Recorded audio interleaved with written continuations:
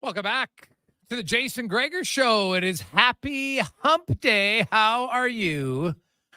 Gregor Show is always presented by PlayAlberta.ca, Alberta's only regulated online gambling website where 100% of the revenue stays right here in the lovely province of Alberta at PlayAlberta.ca. And if there was a line on whether or not FIFA would have changed their mind on the punishment for Team Canada, I would have put it at very low. And when you see the report that came out, I can understand. Now, some will say that everything in the report shows that, yes, Bev Priestman obviously was well aware of everything, was actually encouraging it, for goodness sakes. You had a staff member who said, I don't want to do this. Imagine that. Someone even tried to tell her rationally, this is not a good idea.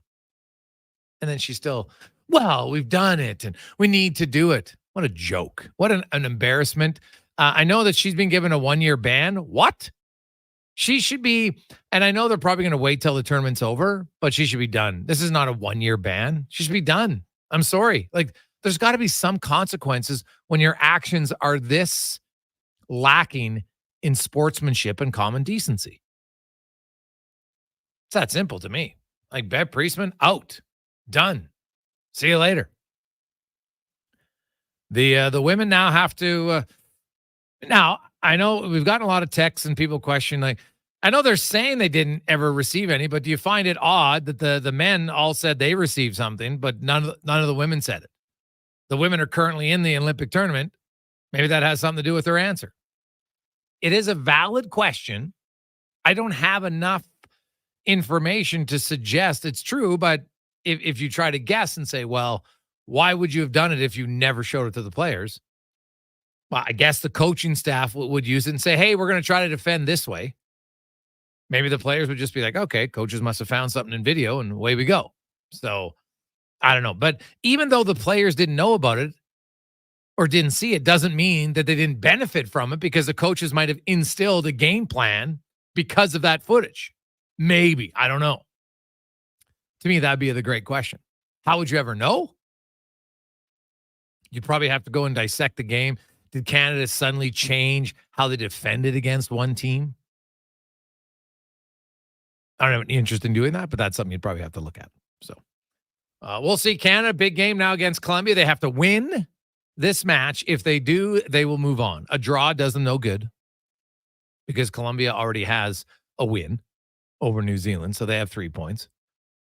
Canada is currently sitting at 0, even though they're 2-0. It's a weird thing. Hey, how many points you got? 0? What's your record? 2-0.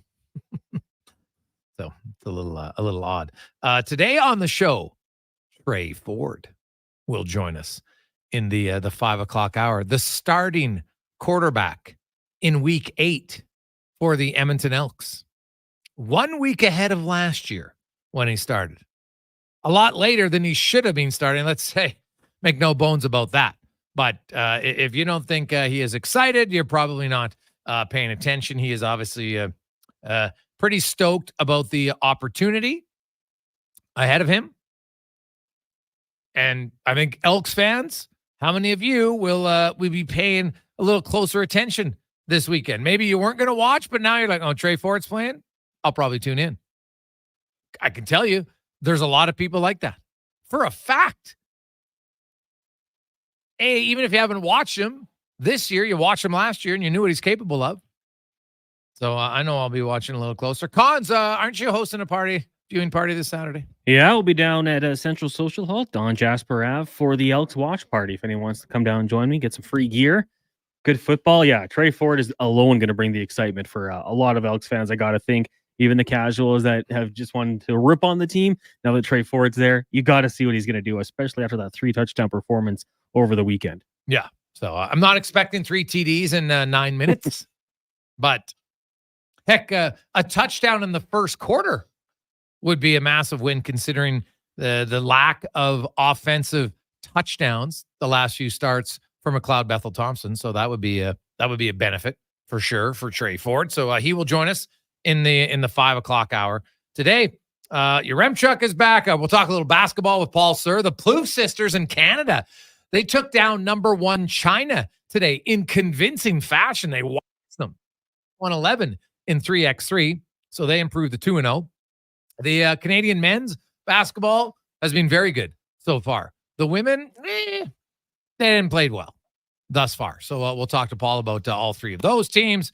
Our Who Is It Wednesday guest is a gentleman who owns a few of his nation's records for fastest in the 100 and 200 meters. I'll give you a hint. He's not Canadian. That's just my hint. He participated in 2 Olympics, multiple world championships in the 100 and 200 meter. So there's a few hints for you. And Who Is It Wednesday? Well, get his thoughts because, hey, track and field is coming up. And who doesn't love track and field? I don't care if it's the 100, the 4. Like nowadays, they're running so fast. You watch an 800 meter, it feels like a sprint that's just a little bit longer. It's nuts the pace they're on nowadays, what they run. Heck, I watched the women's final in the 100 meter freestyle. All 8 swimmers were within 0.86 of a second. Not even 1 full second separated first to 8th today. The 4th place finisher missed the podium by 0.01 of a second. Like, think about that. Like, what are we talking here? So if I hold my hand out, Cons, and I have my middle finger, and then I have my index finger right beside it, that's the difference. That's the difference of you touching first. It's mine, and that might even be too long. It's nuts. So, you train a long time, and you come up, like, you can't get closer. You literally can't get closer to winning a medal. Brutal. Absolutely. That was a hell of a race, by the way. Heck of a race. Canada wins another medal in the pool today. Another first for Canada. We've got a lot of firsts in this tournament, which is fantastic. I call it tournament in the Olympics. But when you look at Ilya Karun, he wins a bronze in the men's 200 meter butterfly. The first man for Canada to win a medal in the pool since 2012, and the first one to ever win in the 200 meter butterfly. So it gets on the podium. So that's fantastic. Up to 8 medals now. And obviously a few more will be coming in the next few days. Dan Gersi from Pittsburgh Hockey Now will join us as we continue our Around the NHL off-season previews on the Penguins, who I'm watching the Penguins very closely. Kyle Dubas has come in. You heard that when Dubas came in, him, the head coach, maybe there was a little bit of kind of finding out who's in charge. Then they bring in, and I'll tell you, it would be a bad decision if they ever elected to go with him as their next head coach. I'm telling you, because David Quinn, I'm sorry, I don't think he's a good NHL head coach at all. His lack of preparation in San Jose was very noticeable in the last last year. It was awful. So, he's now an assistant coach in Pittsburgh, and I just wonder, did they hire him in case things don't go the way they want to start the season for the Penguins? So we'll find out. We'll discuss that with Dan. Spec will be by. I mentioned Trey Ford. We got a lot of text. 833-401-1440. 833-401-1440 in our inbox. Cons, are we into penalty kicks right now? No, it's not penalty kicks. And it's like, what's going on here? No, we're in the 51st minute. Okay, just starting the second half for anybody who's watching Canada and Colombia. Well, we'll give you an update on the game every now and then. Obviously, can't do any play-by-play, so we'll give you an update on what is happening, especially if a goal is scored either way. But Canada, a draw does them no good. They need to win. So you get down to a certain part of that game, you pull in your goalie. Although I guess you don't necessarily pull your goalie, just your goalie rushes up in the play. But so it's kind of different. Hey guys, to me, if the Canucks got drone footage of the other teams practicing penalty kicks and found they were planning on picking one place to shoot, Canuck goalie became aware of their plans, that would be huge. That's why the whole team should be severely penalized, not just the drone video viewers from Hacksaw. Yeah, well, here's the thing about penalty kicks. Having taken many of just because Bob over here likes to kick to the right doesn't mean I like to. So I don't even know. That'd be a good question to ask, but I don't know if you would look and say we're always going to kick the same way against the same goalkeeper. That would maybe one goalkeeper is weaker going to their left or right, but you would know that based on real-time footage. You wouldn't need a special drone.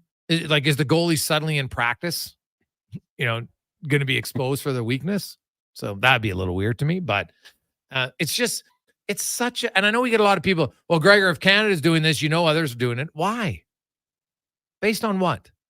It's like we want to convince ourselves that, well, we're the only ones who got caught. Some people said, well, look at Ben Johnson. No, different era. Most people knew there was doping going on. Have you ever heard anywhere about drones in soccer teams? Other than Honduras and Canada, have you heard of any other ones? Now, I'll be honest, I didn't look it up. Maybe there's all these whispers of drone usage in soccer. I think this is one organization right now that went down the wrong path. They did it once, felt, oh, look, we got away with it. Now we can do it again. Capital D, dumb. It's so like, of all the ways to cheat, that one ranks up there as one of the top dumbest ones to do. At least for me. I don't know about you. Did you see Jordan Pickford at Euro, the English goalkeeper? No. Just talking penalty kicks here. He had the list of all the players on his water bottle, right, and what to do. Yeah. So it's information you can get from games Thank previously, you. Not just drones. Yeah. So. Well, that's no different than baseball pitchers, right? Scouting, yeah. Yeah, like you can advance scouting. Right? They do that in baseball all the time. Right? Like you see the guys, they're playing the odds more than they're putting, okay, this guy hits the ball 18% more up. Okay, shift over infielders, shift over outfielders. That happens. And that's all legal. Now, in baseball, stealing signs in the game, hitting a garbage can to give away signs, well, that's pretty low. That's why I still root for Houston to lose, even though there's people not there. But I don't think they've cleaned 100% of people who knew this was going on and never did anything. Right? Like, I give credit, and it's unfortunate that in the findings they block it out, because I'm going to read you the findings from FIFA. Miss Priestman had requested blank performance analyst for Team Canada to conduct spying. But this person refused to do so to moral reasons to maintain her reputation in the field of performance analysis, and requested Priestman to confirm that she would not be asking her to fulfill the role of spying in upcoming camps. After this person's email asking Priestman to confirm if she would not be required to spy, Priestman sent an email to a CSA employee admitting that spying is something the Canadian team has always done, and it was the difference between winning and losing. And then they forwarded the email chain to a Canadian Soccer Association, a high-ranking official. So they forwarded to that official. Now, I'd like to know, why is that official's name blocked out? So if you forwarded this to a high-ranking official and that high-ranking official didn't say this is unacceptable, then that high-ranking official is part of the problem. Right? Like, why did they block out that high-ranking official's name? Like, what are we doing here? So it says high-ranking official. So you rank higher than the coach. You should have the position to say, hey, Priestman, we're not doing this. It ends now. Done. Zilch. Send an email to all the people if anybody gets asked to do this, you come to me and I will tell you Priestman's out. Very simple. Very simple. So they didn't do it. So the fact that I'd like to know why they blocked out the high-ranking official's name. Because clearly now, unless that high-ranking official, because if it's an email chain, where's the email or anything that would suggest this person said do not do it? Because if they didn't, then that person should be gone too. At all. So I don't like it. It's ridiculous. The more information that comes out, the more ridiculous it becomes for Canada. And Priestman, like, it still just irks me that last week when this story first came out, she's like, oh, I'm going to step away myself because, you know what? It's under my watch. I should know everything. Basically claiming she didn't know, which is a bold-faced, blatant lie. And that, to me, is even more disturbing in the whole story. Out. The second this soccer team is done at the Olympics, the next day, there should be a press release. Priestman's gone. Not just this ban for a year crap. Done. Why would anybody, why as a player could you trust her? How could you do it? Now, if someone else wants to give her an opportunity down the road, great. I'm not saying ban for life. I'm just saying get her out of Canada right now. Get her out of the program. There's no need to have her. When you have certain positions, there comes a responsibility. And you need to own up to that. 2:17, when we return, we'll get to some hockey. I do want to say, I know that, hey, I understand that everybody's excited. They want the Leon Draisaitl contract extension. So I wrote about it today, but as I mentioned, and I've been mentioning this for a while, Jeff Jackson has outlined fairly clearly what the timeline of a Leon Draisaitl contract negotiation was going to look like. He wasn't going to do any until the GM was hired. Well, the GM's been on the job a week. And he said himself, hey, Leon's a priority. Good players. We know it. And in that week, Stan Bowman wants to get to know his staff, talk to other people. You don't need to sign Leon Draisaitl or have serious negotiations in the first week on the job. That's not necessary. Jackson basically said to us many times, August is when things will get serious. So, and we've also talked about ad nauseum, really, what the number's going to be. Unless Leon's going to surprise a lot of people and take less than $13 million, he doesn't have to take, he could take 13.5. He's got all the numbers to back it up. I outline them today in my article at OilersNation.com if you want to check it out. And you compare him to Matthews and all those other guys. And I get the salary caps going up and all that stuff. Although, when Nathan McKinnon signed his contract in the summer of 22, it didn't kick in until the next year. He became the highest paid player, 12.6. 6 months later, David Pasternak signed his contract extension for 11.25 mil. And then 6 months later, Austin Matthews signed for 13.25. Austin Matthews with a $2 million higher AAV than Pasternak. Over the last 7 years, Austin Matthews has one more point than David Pasternak. Now, he has the most goals. But is that really worth $2 million? So Toronto, in their negotiations, that's what they do. Give Matthews' agent credit, man. He maximizes his numbers. And that's not what's really causing Toronto not to win in the playoffs. They have 5 100-point seasons in the last 7 years. Only Boston has more. What happens to Toronto in the postseason? Their top guys do not produce like other team superstars. McDavid, Draisaitl, Kucherov, McKinnon. Go down the list.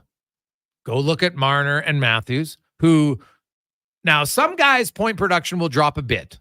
McDavid and Draisaitl doesn't. There's actually crazy enough gets higher. Mind blowing just how good they are in the postseason. Right? Nathan McKinnon's a killer in the playoffs. Nikita Kucherov, little bit less, but still dominant at over 1.23. Marner 0.9, Matthews 0.89. Tavares down even lower. So when your big guys don't show up in the playoffs, it's hard to win. Point blank. It's that simple. It's hard to win. But Leon Draisaitl, if he wanted to, has all the data to back it up to, hey, he could be the highest paid guy until McDavid gets his extension. But does he want it? He says, you know what? I'll sign for 13 mil instead of 13.5. And I know it's only $500K, but he could do it. And it wouldn't shock me. That's why I've always said it. It's going to be 13. Now, maybe he says, no, I was just given a bargain deal for the last 8 years. So I'm going to get 13.8, 13.9. He has the argument to do it. Cap just went up. He's already outproduced Matthews. Draisaitl has the second most points, even in the last 5 years, compared to Matthews, who's fifth. So, but either way, there has been no serious discussion, as we said beforehand. And I know that there's some people, it's almost done. There's never been a real serious conversation yet. both sides kind of know where the parameters are. Now they just got to meet somewhere. It's going to be 7 years. It's going to be 8 years. Is Draisaitl a surprise? Doesn't take shorter. There's a lot of reasons he could. I don't think he will, but might make sense. And then what's the number? 13 mil, 13.5, 13.3, 13.7. I don't know. But it's not massive enough that this will be a difficult negotiation. Touch on that and more when we return to the Gregor Show, presented by PlayAlberta.ca. Legacy Heating and Cooling is your supplier of maximum comfort, bringing you the cool AC you need. You just have to call Legacy. Call Legacy. For comfort at night when the hot air suffocates you. Call Legacy.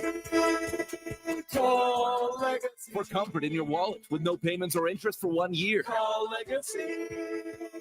Call Legacy. You deserve comfort. Cool off today with AC from Legacy Heating and Cooling.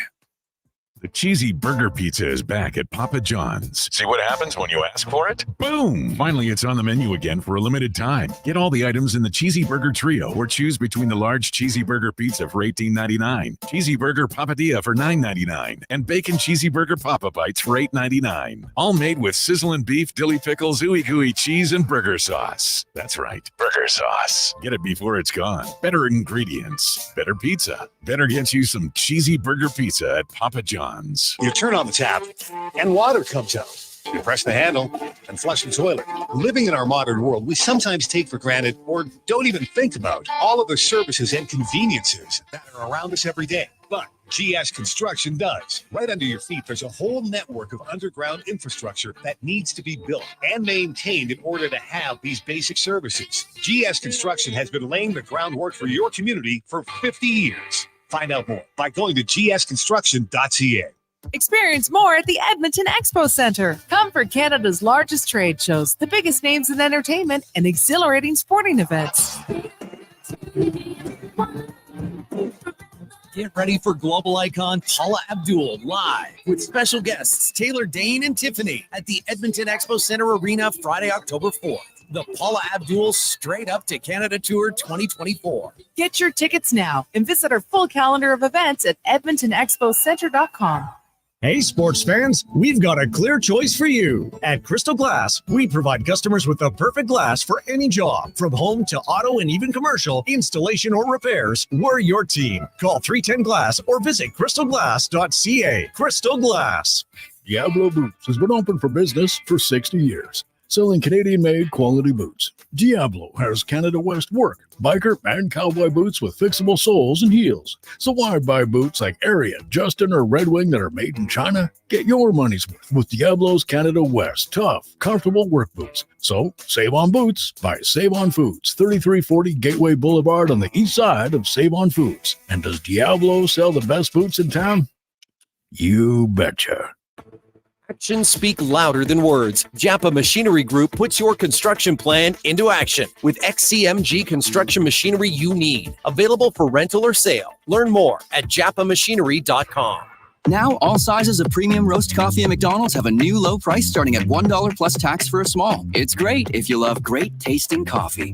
$1 small premium roast coffee every single day. Must be McCafe. Plus tax at participating restaurants in Canada. Excludes delivery.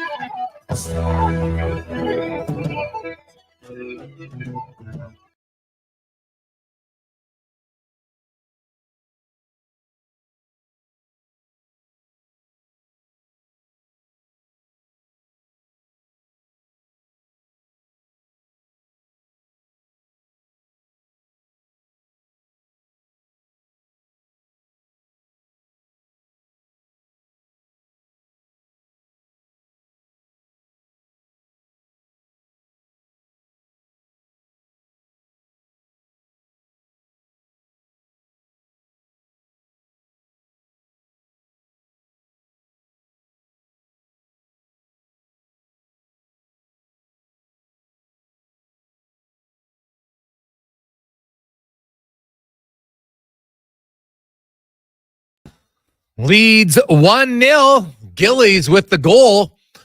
So huge goal for Canada to early in the second half, and they lead Colombia 1-0. A victory will move them into the next round. And Then the minus 6 point differential, man, that win over France looming larger and larger all the time. Hey, maybe this will be the motivation. Be quite the story, because now that even if they win the game today, they'll still only be second in their pool. So in theory, get technically a harder draw than had they finished first and get a lower seed. But either way, so far so good for the women on the soccer pitch today. And clearly, having beaten France, that without any drones to watch their practice, it just illustrates why it was such a dumb idea in the first place. To think, hey, you know what? Let's get some drones and watch their corner kicks or set pieces or whatever the heck their strategy was. It was dumb to begin with, and I can't jump into everybody else must be doing it. Why? That's a way to make yourself feel better. Just admit they got busted. I've never heard any whispers. I've never read whispers anywhere else. It's not Ben Johnson. The whispers of doping in track and field were widespread. Guys are getting busted doping all the time. Marion Jones, look at her. It wasn't just Canadians. Johnson was dumb enough to do it. He got busted. I'm sure others were doing it. But some got caught, some didn't. But we've never seen whispers or heard whispers about drones in practice. That's only Canada. So accept that it was dumb, and hopefully they move on from it. And because clearly there was someone in the organization who said, I'm not doing it, which is great. I wish their name was exposed, because they should be getting applauded. That's what I don't like about you. Block out the name of the one person who does it well. They're doing the right thing. This is morally corrupt. I don't want to do it. Oh, but your name's blocked out. What? Why? That part I don't get. Anywho, let's get to the oil report, brought to you by Volvo Cars Edmonton.com. Their midsummer event is on right now. You can lease a Volvo XC90 from 0% at Volvo Cars Edmonton.com.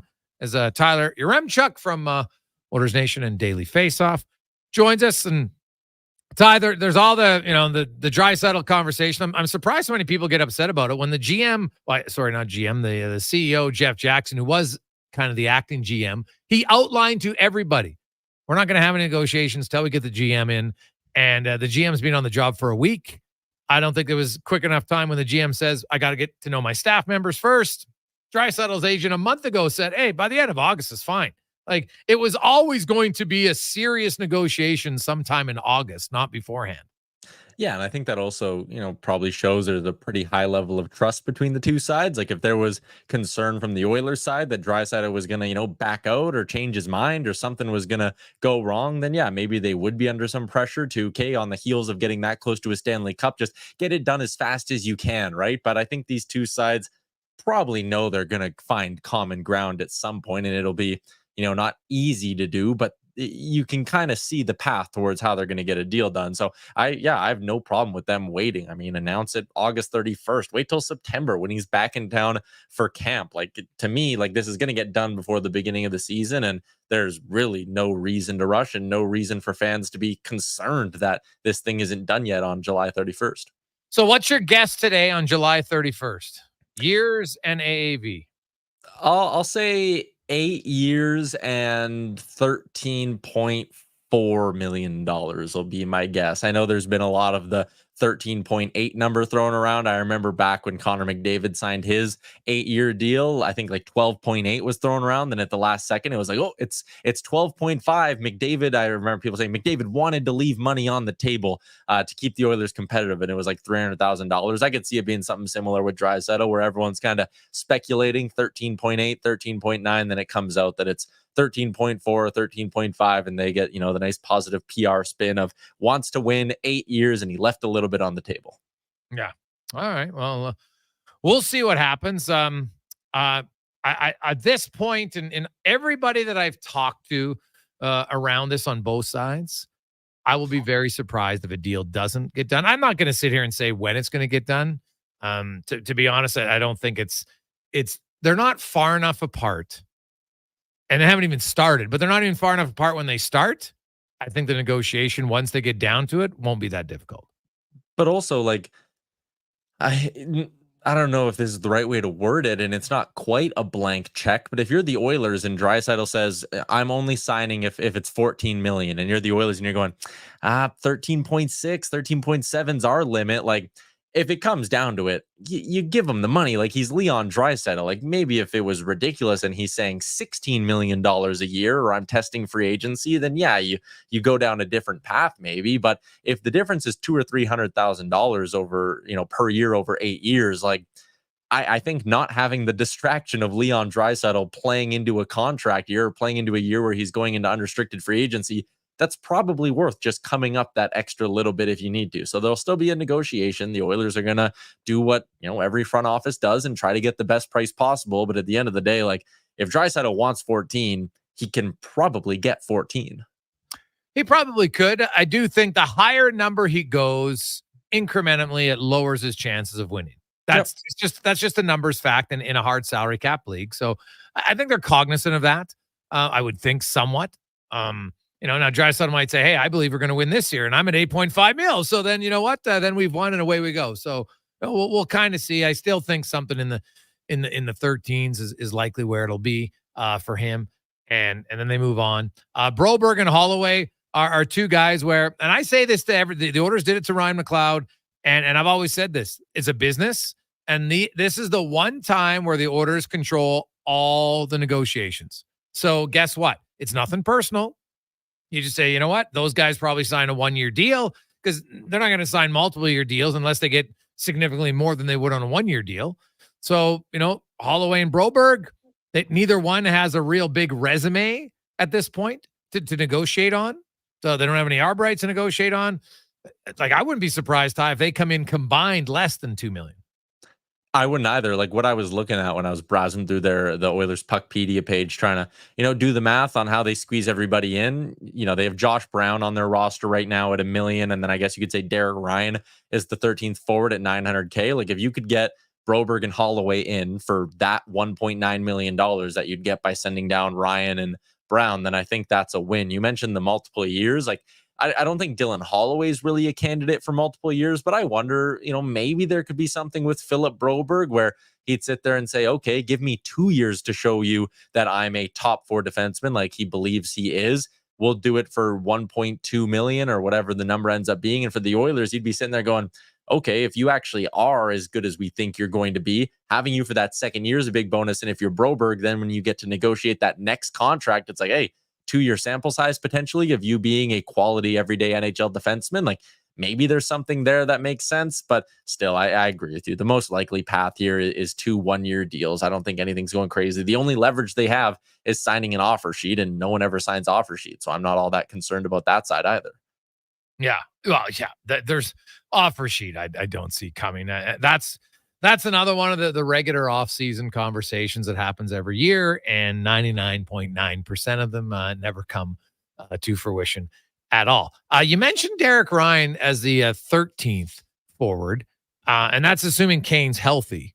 But I think, like, to me, Derek Ryan, and now I know Corey Perry's experience and probably might even help him more if they have to come down to one of the two of them. But I think those are the two guys. Like, if you ask me today who I think is going to be on day one of the playoff roster, I can make a strong argument that I don't think either one will be. Yeah, I thought you were going to give one of the two, and my response is going to be, I doubt either of them is on night one of the playoff roster. Like, they were, this past year, they were all both borderline on the playoff roster for game one. So I agree with you. I think, there's a lot of spots that are kind of written in Sharpie on this Oilers lineup when you go through forwards.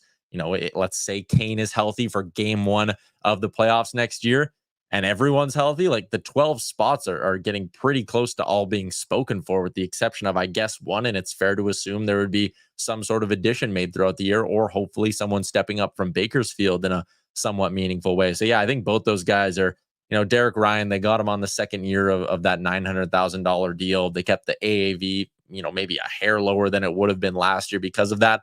I don't think, like, if I set the line of over under, Gregor, at 45.5 games for each of them, like, will Derek Ryan play over under 45.5 games? Will Corey Perry play over under 45.5 games? Would you take the over on either in the regular season?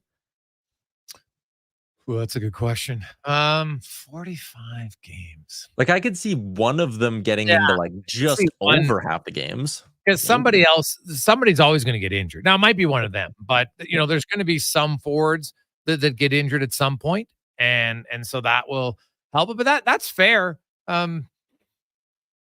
Like Connor Brown was healthy, scratched a few games last year. That's not happening this year. And from where I stand, like he's healthy now. So I take there's a few games that aren't going to be up for grabs like they were last year. I know it's a small amount, but it all adds up. I might take one because of injuries, but I definitely wouldn't take two.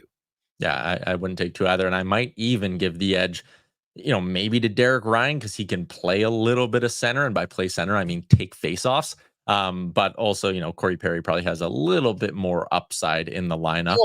Maybe a bit of a better nose for the net. So, like the one thing about Corey Perry is now playoffs are a different beast because everything ramps up. But in the regular season, Corey Perry had 12 goals in 54 games last season between Edmonton and Chicago. Like those are great numbers on limited minutes. 12 goals in 54. You prorate that. That's like a 16 goal season for a guy. So that's why I still think Corey Perry in the regular season is going to play. They like his experience. He's been a cup final after cup final and all that sort of thing. He's obviously a different type of player. Like Derek Ryan's a really smart, cerebral player, but he's not bringing you a lot of edge to his game. Right now, he can kill penalties. Corey Perry doesn't kill penalties, but with Dylan Holloway around and they brought in some other guys, like they have lots of penalty killers. I'm not too worried about that. Janmark and Brown are obviously there. Nugent Hopkins kills penalties. Dylan Holloway, I think, is for sure going to be one of their top 4 or 5 penalty killers this season just because they want to get him more minutes. So I actually think Derek Ryan, like the competition for the 4th line center spot in training camp is the one position that I think is the most wide open on the team. And I know he was here last year, but Philp, I throw in Peterson. I think there's some guys that are going to push him for that spot. Yeah, Jaden Gruby would be another one, maybe a little bit more green than those other two names you mentioned. Maybe he's the guy who fights for a call-up at one point. But I'm fascinated to see what Noah Philp looks like in training camp because I think that's a guy, all the personal stuff. And I'm really happy he's back to a place where he can come back and play hockey. I did play-by-play for his games with the Golden Bears. Like I love him as a player. If his game is close to where it was or hopefully at the level it was when he stepped away, I think that's a guy who's going to get NHL games this year. And again, because he took the year off, maybe it's not right out of training camp. Like he's probably not on the opening night roster, but if he goes down to Bakersfield and keeps playing the way he was a couple of years ago, I think that's a guy, by Christmas time, by the time the calendar flips to 2025, it's going to be like, all right, next time there's an injury, like Noah Philp is the no-brainer call-up. Yeah. Yeah. You know what? Philp, now he's not coming off an injury. So that's the one advantage he has where it's not like, well, you know what? You need some time, your knee or your shoulder, whatever it is. So I'm kind of intrigued by him. There's also the U of A connection, 2 former U of A guys with a former U of A head coach. He respects those players. I don't think Knobloch's going to come in because I do think some people have a bias. I don't think Knobloch's going to be like, yeah, he's only a U Sport player. I don't think that's going to factor in at all. If anything, it might be the other way. Like, hey, this guy came from where I'm from. Let's see what he's got. So I'll be curious about that. What about the number 7 spot on defense? The fact that they signed Brown to a 3-year deal. Do you think that gives them the leg up on Stetcher? I would say no, just because, hey, we saw last year, like they signed a guy like Lane Peterson to a 2-year deal, right? And it didn't give him any sort of a leg up when it came to cracking the roster on opening night or getting a call up during the season. So I think it'll be, an open competition for that 7 spot. What might actually help Troy Stetcher more in that conversation is the fact he's a $787,000 cap hit versus the $1 million cap hit of Josh Brown. Now, if Kane's on LTIR, then you're probably not all too concerned about that once you get things set on opening day and you actually put Kane to LTIR. But no, I think it'll be an open competition. You could say, yeah, Brown got the 3rd year, but Stetcher's cheaper. Stetcher played with the team for a handful of games last season too, so maybe there's a hair of familiarity there that gives him an advantage in camp. So I think it'll be an open competition. I don't think that 3rd year will have too much bearing on who actually, is there on opening night. How much did you know about Jackson Holiday before today? Number 1 prospect in all of baseball heading into the year, obviously comes from a baseball family with his dad, Matt. His first time up in the majors was like terrible though, because it was a big deal when they called him up whatever it was 6-8 weeks ago, and he came up and struck out in like 60% of his bats or something wild like that. Don't quote me on the stat, but he's going to be legit. Like that Orioles team, I keep hearing Ross Atkins and the Jays pundits being like, hey, this Jays team wants to contend in 2025. And it's like, you have to contend in a division with the Baltimore Orioles, who might win 100+ games for the next 6 straight seasons here. Like the Orioles are going to be so good. The Yankees always spend. They're good. The Red Sox are looking like they're on the come up. Like all this talk about the Jays competing in 2025. And then you look at a team like Baltimore is so good, and they're just adding Jackson Holiday into the mix now. It's ridiculous. Yeah. Like how are the Jays getting more competitive? That's my question. Right. What are they doing? Where are they getting players from? Well, that's exactly it. Like their bullpen stunk this year. So I guess next year you could be like, hey, Jordan Romano's coming back, but they need to sign this offseason, I think 4 to 5 like good, useful bullpen arms, 1 to 2 starting pitchers, and 1 to 2 quality bats to add to the lineup. Like they're shopping. They just traded away 8 players in the last week. They need to go get like upgrades on those 8 players over the course of the winter. And you got to deal with the Vladdy thing. And you probably got to trade Bo this winter if he doesn't want to sign an extension. So like their list of to-dos is so long that it's like, you need to check every single one of them and then also have guys take steps forward next year. It's ridiculous to think they can compete in 2025. Jackson Holiday today at 20 years of age, 240 days. His first MLB home run was a grand slam today against the Jays. He's the 3rd youngest player ever. Eddie Onslow was 19 years age in 1912. And Buddy Bell was 5 days younger than Holiday, and he did it in 1972. So it's a rare thing to see a guy that young. His first dinger is a grand slam, and it came against the Jays. And fitting in how their season has gone.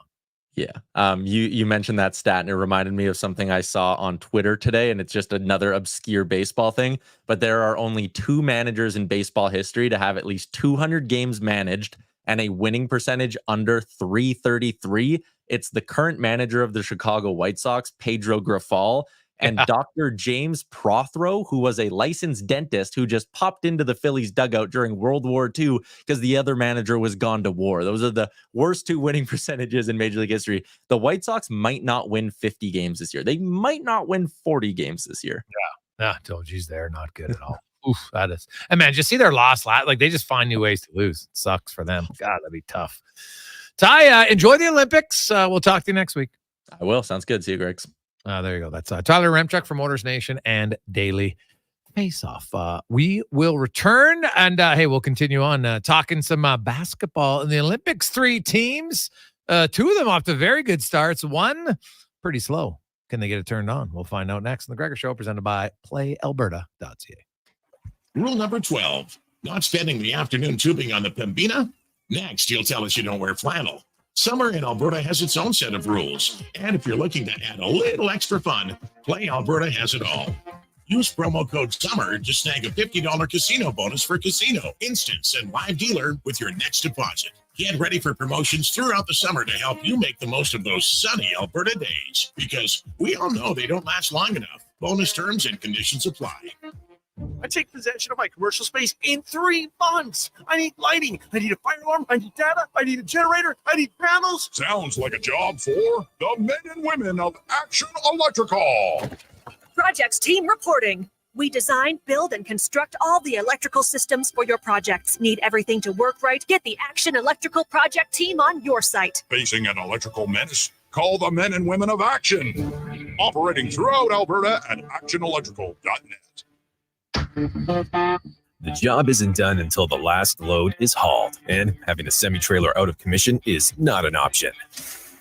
Whether replacing or adding to your convoy, Edmonton Trailer has a huge inventory of new and used semi-trailers, trusted by the gravel, logging, oil field, fluids, and freight industries. Find a trailer right for you online or at one of their 3 locations. For sales, service, parts, rental, and finance, when you're in it for the long haul, Edmonton Trailer.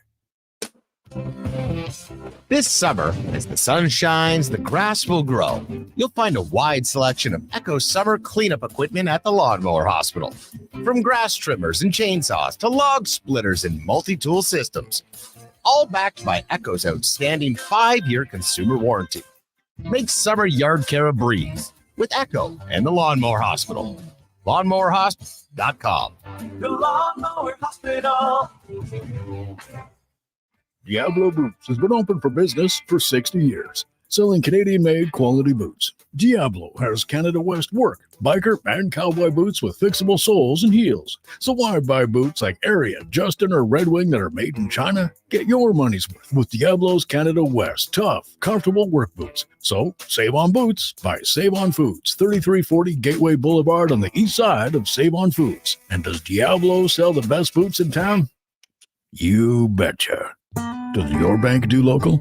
We do. When you bank with Vision Credit Union, you're banking with a rural Albertan cooperative that cares about the community where you live. There's no question. We actively support our rural communities at the local level through charitable donations, volunteerism, local team and event sponsorships, and by returning millions in profit shares to our members every year. Does your bank do that? We do local. Bank with Vision Credit Union. VisionCU.ca.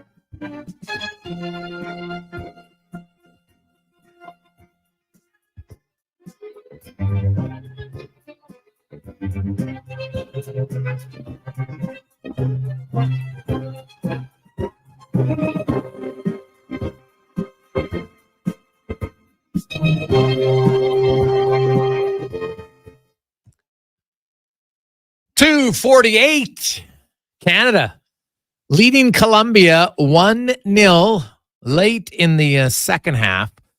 Still potential of extra time, penalty time to come in this. So we'll see. But what usually it's like on average 4 or 5 minutes. I've been watching the game close enough to know if there's been that many stoppages. There was a few earlier in the game. People come on, check on for injury time. But Canada, a potential huge victory today over Colombia, which would secure them into the next round of the tournament at the women's soccer. So it's great. Top two teams from each pool. We'll move on to the Sweet 16. Is it Sweet 16? No, I think it's. Geez, I don't even know how many it is. It's 16 or 12. I'll have to look. So either way, should be good. Now, let's talk a little basketball. Our basketball report brought to you by Legacy Heating and Cooling, home of the no payments, no interest for 1 full year on your AC unit. Don't wait till you're sweaty. Do it now at legacyheating.ca. Paul Sir, host of the basketball show, Saturdays, 10 a.m. here on Sports 1440. Joins us. And Paul, let's start locally in the Plouffe sisters. They go up against China, the number one ranked team going into the tournament. Absolutely whomp them. 21-11. They're 2-0 in the tournament and have looked really good in both games. They are clearly the team to beat, Jason. They are so much better at this moment than everybody else in the tournament. Other tournament considerations and favorites, France lost 2. They're 0-2. The U.S. 0-2. And Canada is just Australia had beaten them earlier in the Olympic qualifying process twice in one tournament. Canada just absolutely steamrolled them. And the same with China, number 1 seed. China's big, they're strong. But man, when you watch the Plouffes play, my gosh, they are so much better than everybody else in the tournament. Now you have Paige Crozen and Casey Bosch contributing in the exact way you need them to contribute. Right now, they're the juggernaut. And I unless something really bad happens, I look for them to dominate this tournament. So what is it about the Plouffe sisters game that works so well for 3x3? Well, they're 6'3", 6'4". They're very athletic, and they can play with both hands. They handle the ball really well. They're excellent passers. They shoot the three, not just catch and shoot, Jason, but they're able to lift fake, dribble to the side, pull up. as well as catch and shoot, and they cut beautifully and they find each other. If you're open, you're going to get a pass. Like, so there's this lifelong reality of them playing together, but they're unselfish, yet they're aggressive. They're just they're complete players. I mean, both are Olympians in 5-on-5. And honestly, like nobody else, 6'3", 6'4", everybody else in the women's bracket that's 6'3", 6'4", they're true posts. They don't have anything close to the skill set that Michelle and Catherine have. So they're the two best players in the world. And I would say by a long shot. Oh, yeah. Well, and they work out very well. Maybe they're like the Sedins. They got that little extra, we know where everybody's going to be factor, which plays into it. That have obviously played together for a long, long time. But 3x3 is still really not that new, not that, determined. Now, they've obviously committed to it for a while, and it's working out. And I think, now that it's been in the Olympics, the growth of 3x3, Paul, how much do you think it's going to expand because of it being now in the Olympics? And it gets more people watching and more people, kids maybe looking at it and saying, hey, that's something I can play. Well, 100%. Like number one, Jason, look at the arena that they built and the spectacle they've created. Like, we're real proud of what we brought to Edmonton with the same Magic Sky covering and our bleachers, which seated about 900. But now all of a sudden you got 5,000 to 6,000 people in this spectacular venue. And, you've got an atmosphere now. And this is, I think you almost have to put an asterisk by the 2020 Olympics because it was just coming off COVID. I mean, the Olympics were just a schmozzle. And now this is the first time with this long runway that we've had to build up to the Olympics with the excitement, add into it in Canada to have the best team in the world. You're exactly right. I would hope, and I keep saying this is my new catchphrase for 3x3. We're looking for our pickleball moment, Jason. We're looking for that. We're looking for the match that will light the fuse so that people realize how easy, accessible, and fun this game is. Paul Sir joins us. Paul, let's go to the women's team, and it's not been a good start at the Olympics for them. Really struggling shooting. Well, when you score 2 points in the second quarter and you set an Olympic record, you're right. I don't think I've ever seen that before, like at any level. Like, that was amazing to me in a bad way. Amazing in a bad way. I have said, not to be too much of, to pat myself too much on the back, I knew they were going to have trouble scoring, and I've said that leading up to the Olympics. They do not have the it person. Kia Nurse is no longer the player today that Kia Nurse was then. She's still a very solid WNBA player, but she's not a star anymore. And she is not really a creator for her shot. And that's the word. That's the player they're missing. They do not have a true creator, a player like a Gilgeous Alexander, who when you get deep into the shot clock, you just get the ball to them and you set a screen or you get out of their way and they're going to make something really good happen. Or you go to Jamal Murray and on and on and on. The women don't have that. I really think this is a program that's going to have to self-reflect after this is over. And maybe they'll turn it around. It's only one game in. Maybe they'll turn it around. But I don't think this is a real good Canada team. And there are, I think, a number of better women's teams out there. And I hope they prove me wrong. But at this point, I would say everything has to be done by committee. Very little comes off individual one-on-one breaking defenses down. That's a tough way to play in FIBA basketball. Did Canada have some better players, better shooters they didn't pick for this team? It's a bit of a touchy topic for me because we've had so much of an involvement as a city in the development, the accelerated growth for Canada basketball and their women's team, being the training center, the city supporting them with significant revenues. Nobody else has ever done that. No other city has ever supported an Olympic basketball program the way Edmonton has. And a couple of years ago, I felt that there was a cultural shift. And I go back to a comment from a ESPN analyst I was interviewing during March Madness for the women's side. And they were talking about the Caitlin Clark phenomenon. And that was, we have all these good things going, don't kill the goose that laid the golden egg by getting overconfident or focusing too much on things that aren't basketball. You got to really stay focused on basketball. I personally, my own personal feeling, sensed a cultural shift that we started talking about. That we saw an awful lot on social media, an awful lot of very, elaborate campaigns. Man, if the W's don't come on the court, those things aren't worth anything. And that's my theory. That's my opinion. But Canada's got to sit down in a boardroom and say, we didn't get the best players, and they have a great coach, by the way. Victor LaPena is great. So I just think it's a lack of talent right now that they're going to have to really look at and see where the more talented creative players are. Okay, Paul Sir joins us. The men's team on the other side, Paul, they're off to a great start. They played exceptionally well, and they really haven't needed Jamal Murray yet. How scary is that? To this point, you don't need Jamal Murray. Like I said with the 3x3 team, or the women's 3x3 team, on the men's team, can they beat the Americans?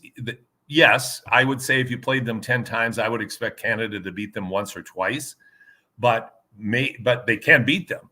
And I think they're capable of beating anybody else in the event. They're deep and they're playing really well together. And I think what's been such a pleasant surprise has been the tremendous play of RJ Barrett. He's been fantastic. I mean, we expected Gilgeous-Alexander to really perform at a high level, but RJ has arguably been their best player so far. And Jamal really hasn't had to contribute in the way that we thought he might have to. So, they're in what they call the pool of death. I think we're finding out the pool of death really isn't. Maybe I don't really think it's quite as good as we thought it might be. There are other teams that they'll have to play really well, especially when you get into the quarters. When you look at Serbia, they got worked by the U.S. But when you look at France, they're good teams. Germany's very good. So not a shoe-in to get to the finals or to the gold medal game, but they're a real threat. And I know everybody in the world is really worried about the Canadian men's team. Well, it'll be interesting. I haven't even looked at the would they only meet the U.S. in the final? I believe so. Yeah. Okay. So, that would be a great final. The best benefit they have for sure. Like Dylan Brooks is another guy who's played exceptionally well in this tournament for Canada. And I know it's only 2 games, Paul, but I know you'd mentioned at the start your one concern was their bigs. Is it safe to say that's still the concern? Not really. The bigs have been adequate, and that's all they need because they're so good at every other position that if the bigs can hold their own, and they have done more than that, banging the boards, playing defense, as tough as they can. The bigs have been great, given that they're not stars, but boy, are they good role players and are they great team players. And the effort has been there. It's a long road. And we both know that, Jason. And when you get into the Olympics, and you start out real hot and then people start adjusting, things can change. If they take one thing away from Canada that they do really well, when they're meeting different teams, somebody else has to step forward with something else. Will you be able to do that? Same with the 3x3 women. Like I said, I look for them to roll to the gold medal, but their teams are going to try different stuff. So it is a marathon, not a sprint. And so long answer to your question, but bigs have been fine. Canada's men's all-around play is excellent, and they're hitting on all cylinders. Paul, great stuff, man. Enjoy the tournament, and I know you'll be talking lots about the tournament, the Olympics, I should say, all 3 of them, and I know you'll be talking wall-to-wall Olympic basketball, 3x3 men's and women's on Saturday's show, so we appreciate your time. Likewise, Jason. Thanks so much, and go Stingers, Sunday, Expo. Oh, what do you mean? Hey, if you could pick Calgary or Winnipeg, who's a better matchup? I think the Stingers want to play Winnipeg, even though I'll tell you, that game the other night, the best atmosphere of any Stinger game I've ever been to. Okay. I mean, it was truly standing room only. The crowd was just into it. It was a tremendous finish. Fantastic. Calgary's scary. They've dominated the Stingers the last 2 times. Matchups aren't the best, but the Stingers, the Stingers can win the title this year. They're good enough to win the title, but there's 3 or 4 other teams that are as well. Should be fun. Paul, great stuff, man. Talk to you again next week. Thanks so much, Jason. You take care. There you go. That's Paul Sir. So, yeah, wall-to-wall coverage. The Stingers playoff action coming up this weekend. They will be at home. And we don't know yet who they're playing. They will face the winner of Calgary and Winnipeg, who play on Friday. Not many tickets left, by the way. Want to get to that Stingers game, so might want to check it out sooner than later. Get your tickets.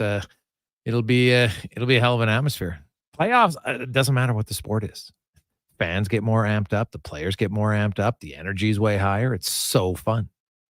So you might want to get to thestingers.ca. Get your tickets today. Let's get to Connor Halley. Big update brought to you by Booster Juice. And one of your faves is here, the Watermelon Wave. Stop in, or even better, download the Boosters Reward app and order yours today, only at Booster Juice. The Sports 1440 update. Canada defeated Colombia 1-0 in women's soccer at the games in Paris to improve to 3-0 in round-robin play. With the win, they'll advance to Saturday's quarterfinal to take on Germany despite being penalized 6 points for the drone scandal. Swimmer Elia Caron has won a bronze medal for Canada in the men's 200-meter butterfly. Leo Marchand of France captured gold, while Hungary's Christoph Milak took silver. Caron is the first Canadian man to win an Olympic gold medal swimming since 2012. And Canadian Felix Auger-Aliassime defeated Daniel Medvedev in tennis in their third-round matchup. It was the Canadians' first win over Medvedev in 8 attempts on the ice. Out of the Olympic category, Canada will add more head coaching experience to their staff at the Four Nations face-off. Rick Tocchet, Bruce Cassidy, Pete DeBoer, and Misha Donskov were named assistants, joining Tampa Bay Lightning coach John Cooper, who was named head coach back in June. The Montreal Canadiens announced that the team has agreed terms on a 6-year contract extension with defenseman Caden Gooley. The deal will pay him an average of $5.55 million per season in 78 games last season. In Montreal, Gooley recorded 6 goals with 16 helpers and 56 PIMs. Evgeny Kuznetsov signed a 4-year deal with the KHL's SKA St. Petersburg. The move comes 2 weeks after the Hurricanes placed the veteran forward on unconditional waivers for contract termination by mutual agreement. Major League Baseball today, the Jays falling in Baltimore once again 10-4. You also have the Yankees over the Phillies 6-5. Rays losing at home to the Marlins 6-2. The Twins over the Mets 8-3. Brewers losing to the Braves 6-2. Royals beat up on the White Sox 10-3. The Cards doing the same to the Rangers 10-1. And the Edmonton Riverhawks continue their series out in Victoria. First pitch just after 8 o'clock. Coming up in hour 2 of the Jason Gregor Show, it's another edition of Who Is It Wednesday. I'm Connor Halley. This has been a Sports 1440 update. In Sports 1440, a Stingray radio station broadcasting on Treaty 6 territory. Download the free iHeartRadio app and listen to CKJR wherever you go.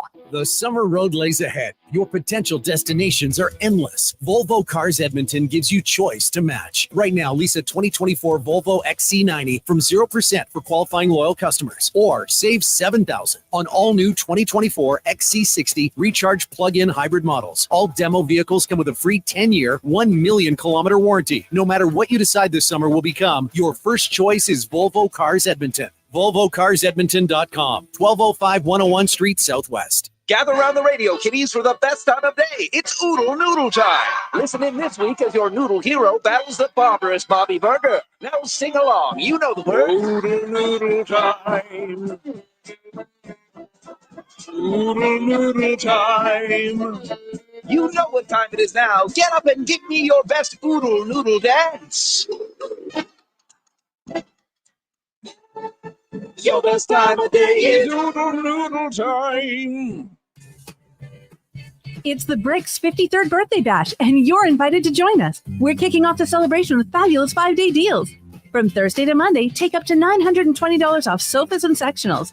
And all week long, check out amazing deals in every department, like up to 25% off dining and bedroom furniture, and buy more, save more, up to $300 off select major appliances.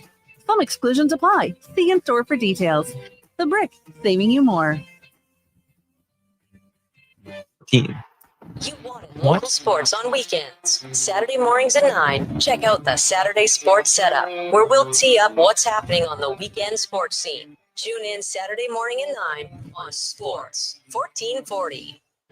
I'm Colin Livingston, president of Cantork. Since 2016, we've been at the forefront of hydraulic torque wrenches in Canada. I'm delighted to share our latest venture, in-house production for quicker turnaround, superior quality, and heightened versatility. Experience excellence at Cantork.com.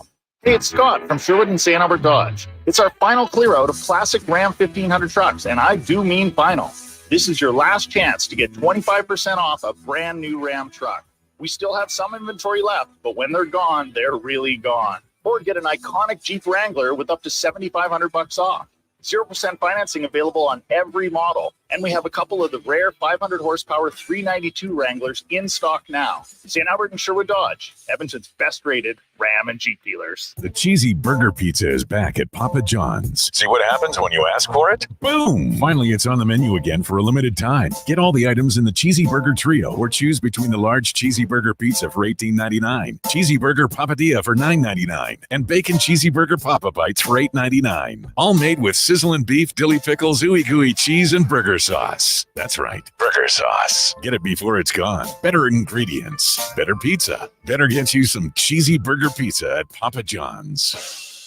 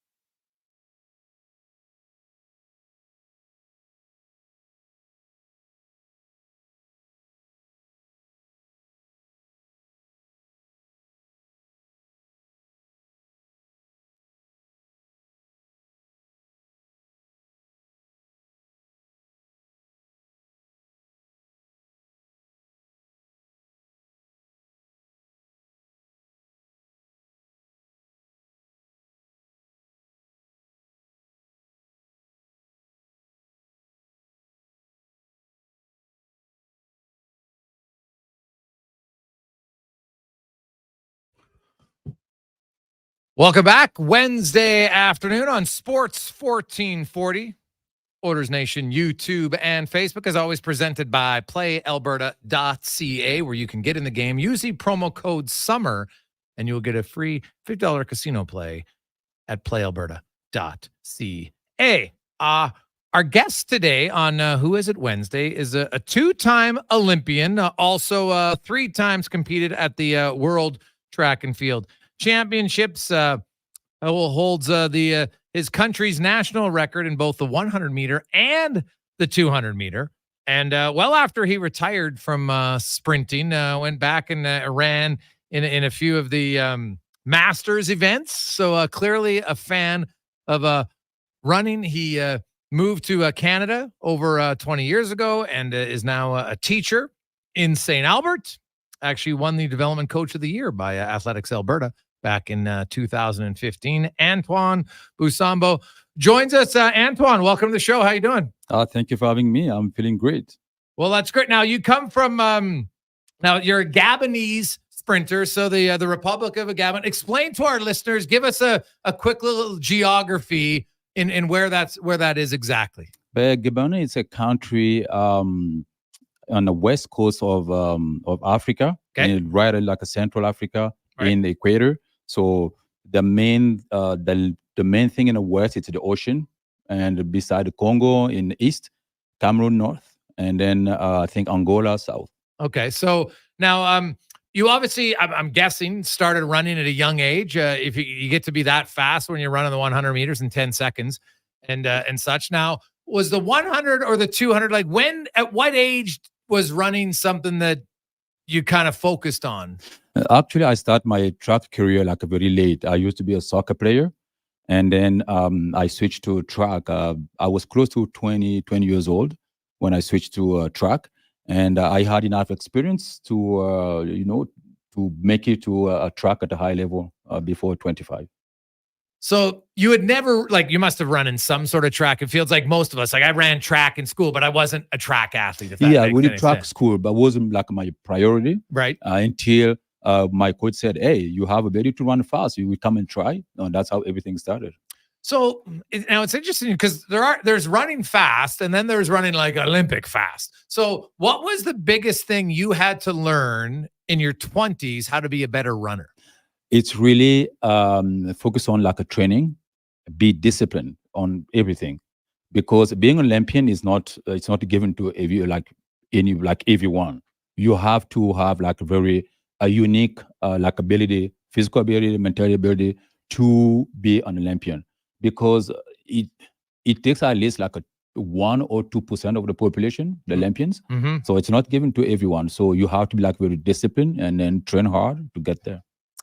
Well, what about the running technique specifically? So, you were a fast runner, but you never really had any training. So once you started training, what did you have to alter to become a faster runner?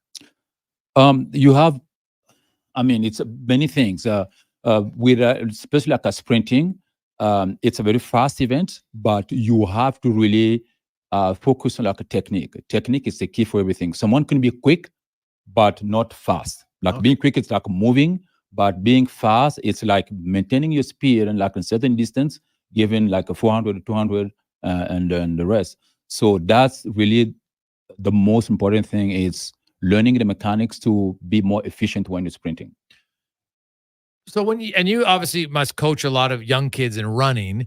And so I went to my son's track and field, and I saw so many people. I was just like, oh my goodness, like there's a lot of kids who don't really even know how to run.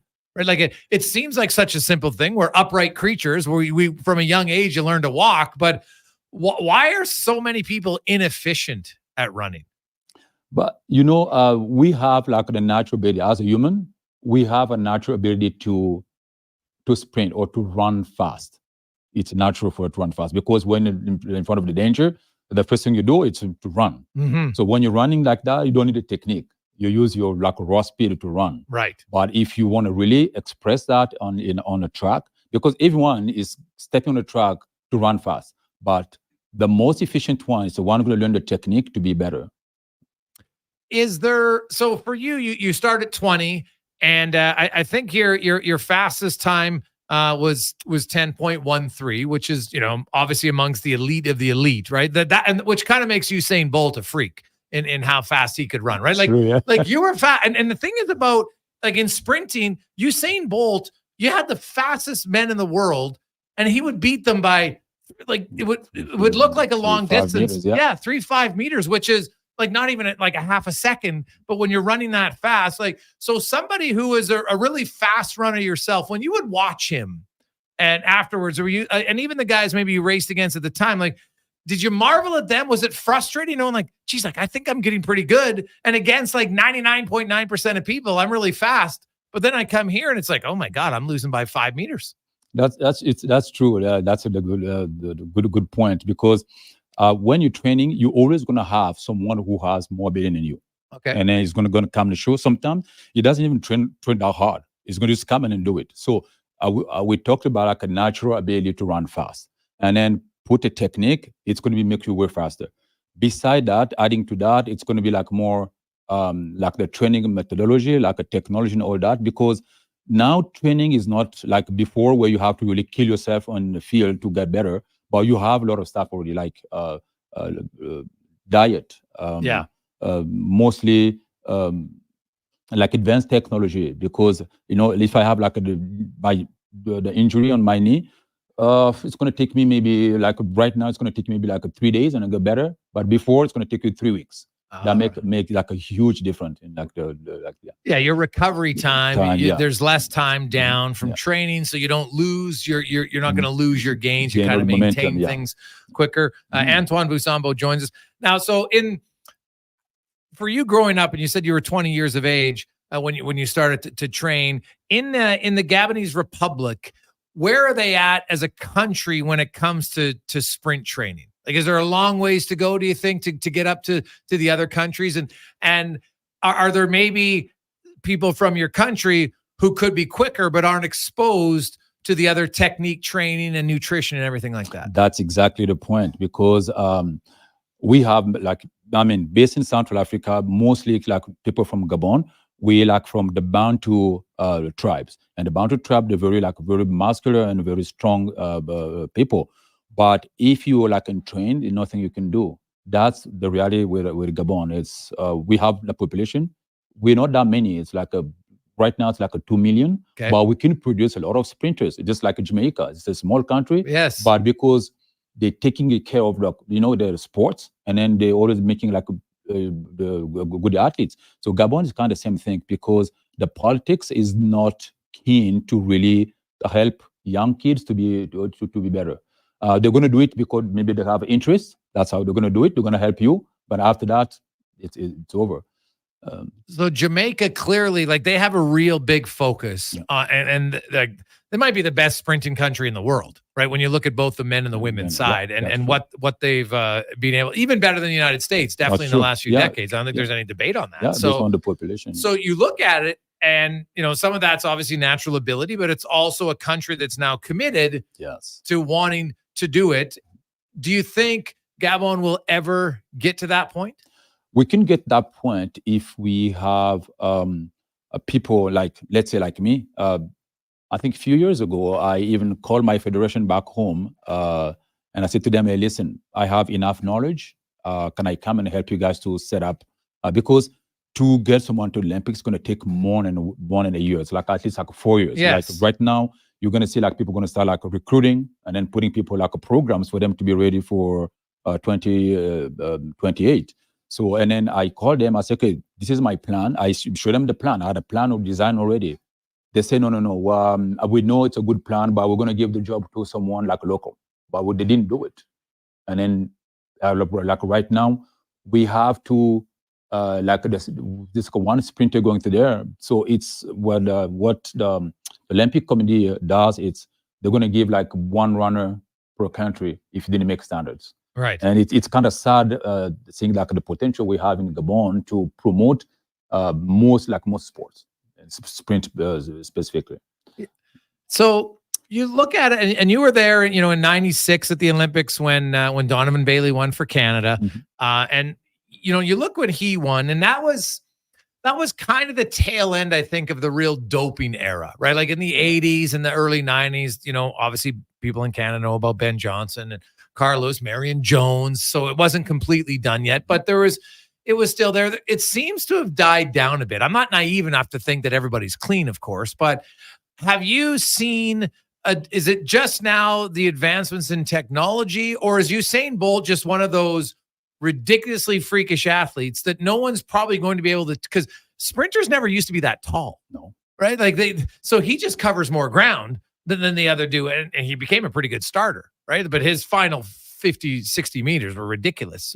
But do you think there'll be more like Usain Bolt, or is he just like the perfect storm ideal athlete, and it's unrealistic to think that there's going to be someone that can come and push at his times? Based on my experience as an athlete and a coach, Usain Bolt is what I call like a specimen. Like maybe in the world, like let's say track and field world, we're going to have someone like him maybe after like a 10 or 20 years, like someone like that often. And he's unique. So, and then it's going to be really wrong as a coach to try to copy what he's doing and do that to my athletes, because no one is like him. It's totally different. They're different, like the guy on the track and the field. But talking about like the doping, and then once again, we're talking about like the technology being advanced, and the scandal before, like right now, I don't know. I'm not sure. I didn't do any research. I'm not an expert on like the field, but has Ben Johnson said once, like, when you're reaching the final of like world championships or like Olympics, you think everyone is clean. So it's a question. Oh yeah, no, I would agree. There's always going to be some, because it's obvious that it can benefit you.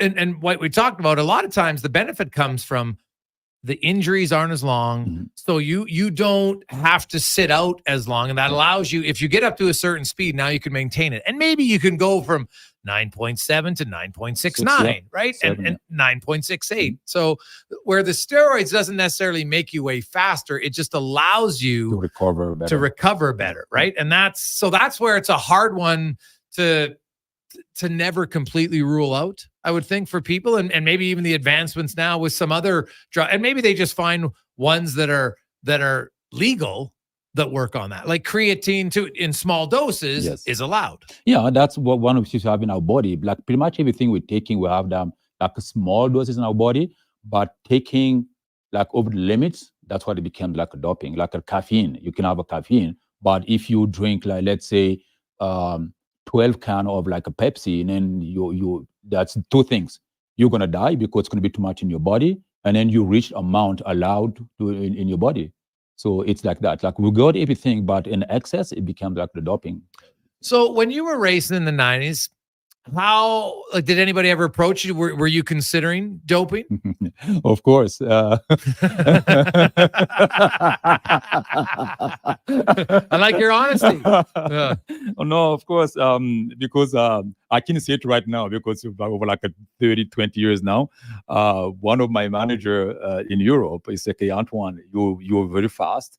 I can make you run faster. I was so naive. I didn't know what he was trying to tell me. I said, no, I can make you run faster. I said, okay, then what? He said, oh, no, I have a friend. He's a doctor. I was like, what, doctor? I'm going to make me run fast. Oh, well, we can get a lot of money. I said, oh, money. Okay. And so he was Italian. I was speaking French. And then we got to his clinic. It's like, okay, you're going to lay down here. We have 5 hours. I'm going to hook something on you, like the IV, and it's going to take 5 hours. So, and then I just gave him like a very like no sense reason. I say, you know, I am African, and if you want to put something in my body, I need to pray and do the stuff. So let me go back to the dorms, and I'm going to get my stuff, and I'm going to come back. And that's how I took my time, and I went back to France to find my coach. So I never done that. And then after that, I have to change the manager, because I said I have a life. Yeah, I have a life because unfortunately I have like so many friends who died because of that. One of them was he had like too many, because what he was taking gave him like a lot of fat in his organs. So because he couldn't transfer that to an energy, and then he get like his organs like just like squeezed with the fat. So he had to do the surgery. Unfortunately, he died. So that's the danger of that, because when people running, they're winning, they're doing stuff, we don't see that. Right. But it's very stressful for the athlete to go through that in their life. Well, it's a great, eye-opening story for sure. Antoine Buso joins us here in Sports 1440, Oilers Nation, YouTube, and Facebook. We'll take a quick break. We'll come back. We'll talk about getting to the Olympics, from a small nation, and now watching the Olympics and seeing how it's changed. The difference between a 200 and a 100, other than being twice as long, but there's some significant differences in why some are just better runners at one discipline to the other. That and more on the Gregor Show. Who is it Wednesday? Presented by PlayAlberta.ca. Well, get ready for a silly, hockey fans. Your partner in power just skated onto the ice. EWEL.ca, the new e-commerce website for electrical wholesalers Edmonton, is ready for the power play 24/7, 365. UL skates to where the puck will be in 5 years. Now that's forward thinking. Killer selection, slamming products from the best brands, and legendary service. Don't sit on the bench. Get your account today at EWEL.ca and win that project. Plug into your partner in power. Get an EWEL.ca account today. Silent Rides is one of Alberta's premier bus charter companies with state-of-the-art motor coaches. We provide our customers with the safest and most reliable ground transportation. Our seatbelt-equipped buses have become the preferred carrier for many local sports teams, tours, corporate outings, and other various travel across Western Canada. For more information and to request a quote, contact Ted Nakamura at 780-940-0880 or visit silentrides.ca. Mr. Reuter sends his daughter to university. You're sure you don't want to go to plumbing school? No, Dad. I want to be a civil engineer so I can plan the sewers. What a dreamer. I have a surprise. Your dad, Mr. Reuter, is going to pay your tuition. Oh my gosh, really? Here you go. Oh, coins. Why are they so dirty? Well, it's every coin I ever snaked out of a toilet. You're welcome, sweetheart. For an A-plus plumbing experience, call Mr. Reuter.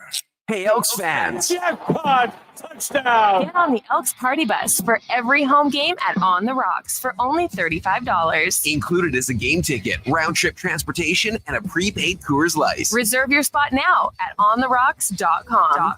And OTR is your go-to for every Euro Cup game. With $5.25 Heineken. Their first major trophy. It's the ultimate football experience. Canadian or European. Only at On the Rocks. Jasper Ave and 118th. Maximize your car's lifespan by performing regular maintenance services. Visit Mr. Lube for warranty-approved oil change, scheduled maintenance, and tire service. Open 7 days a week, no appointment needed. Mr. Lube in Spruce Grove is located at the corner of Century Road and McLeod Avenue, or visit MrLube.com. Summer adventures are more fun in a new Mitsubishi from Cross Mitsubishi. Home of the largest 2024 Mitsubishi inventory in Western Canada. All this month, get 0% financing on all 2024 Mitsubishi models. Plus, get up to a $3,000 trade-in bonus. And double the loyalty rebate for all existing Mitsubishi owners, up to $1,000. Visit Cross Mitsubishi today and drive your ambition. 9605 34th Avenue and crossmitsubishi.ca.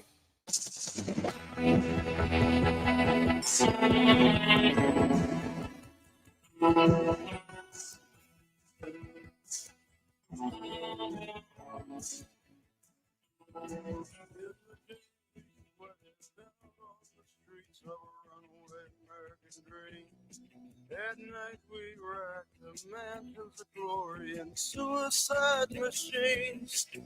Sprung from pages on highways, 9-12 wheel, to protect it and step out over the line. Oh, down, rip the wall from your back, it's a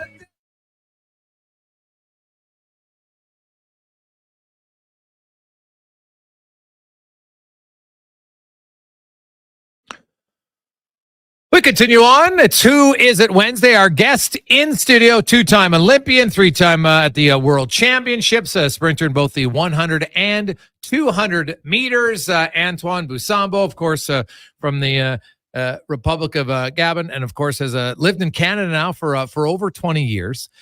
And Antoine, I appreciate your honesty about drugs and how a manager tries to approach you, say, hey, this is an opportunity if you want to try it. It was definitely prevalent then, and as you mentioned. They approached you when you were injured, right? Because at that time you're frustrated, you're kind of vulnerable, and it's like, hey, if the athlete's going to do it, this is a time to do it because they get a percentage of your winnings, and if you get to the Diamond League and just by getting invited, you get an appearance fee, automatic, right? And so you were top 30 in the world sprinting. You get to the top 16. Well, now all of a sudden your appearance fee is it like double? Oh yeah.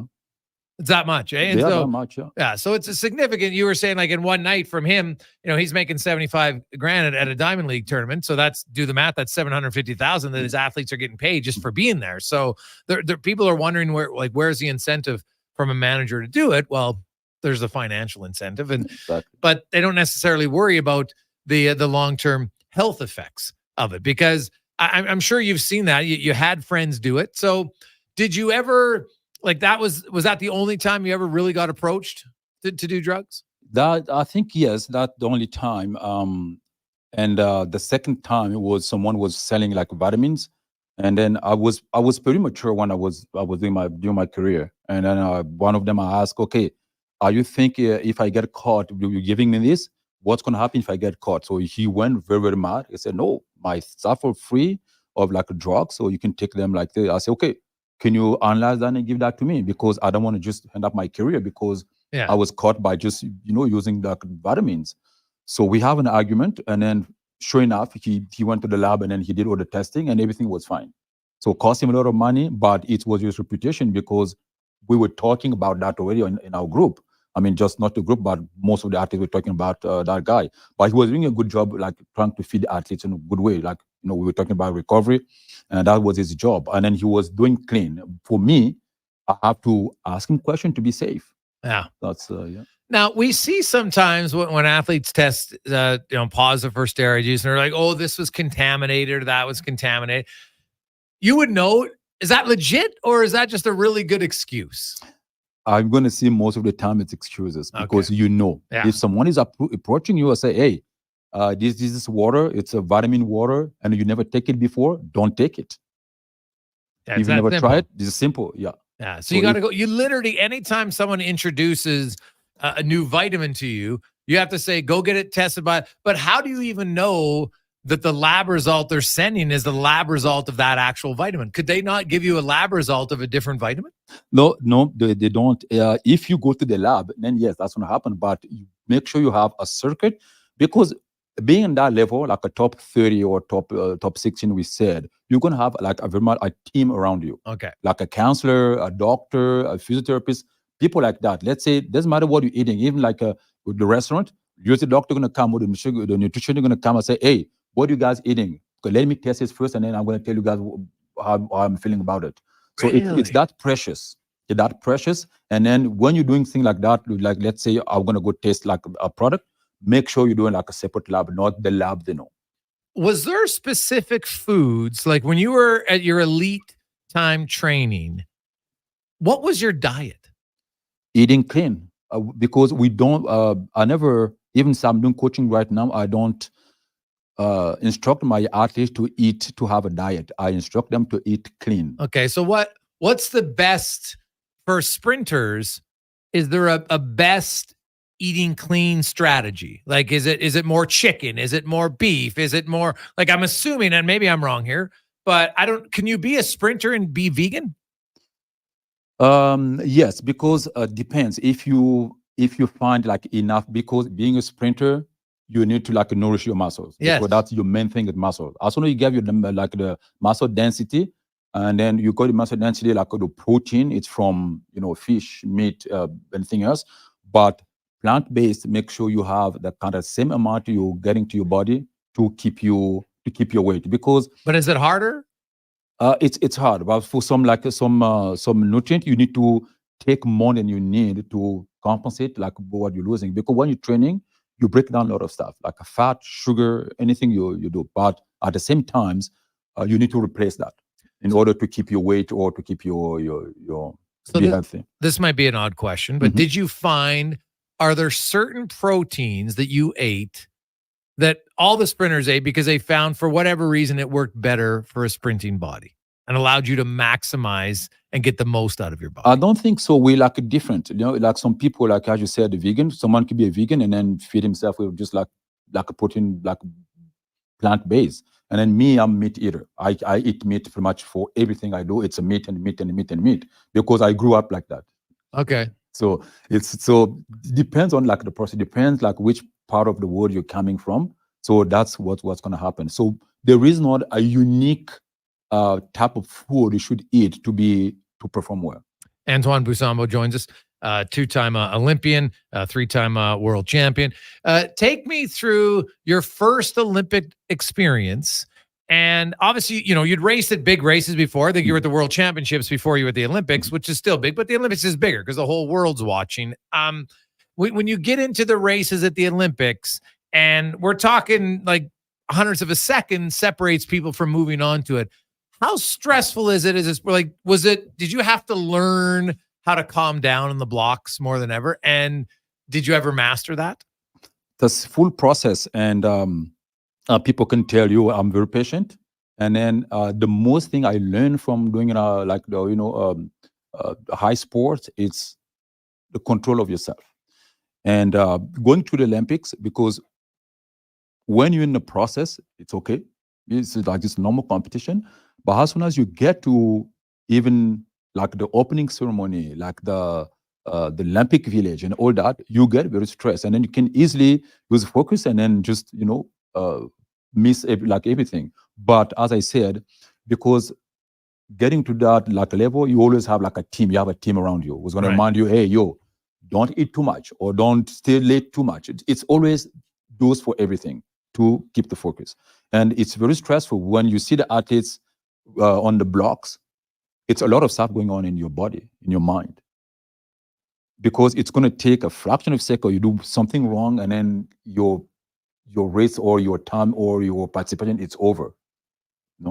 But once again, of course, there have to be a winner and a loser. And sometimes, as you said, in the process, you have like those who are mentally, physically ready, they're going to make it. And those who are not mentally, physically, they're going to wait for the next one.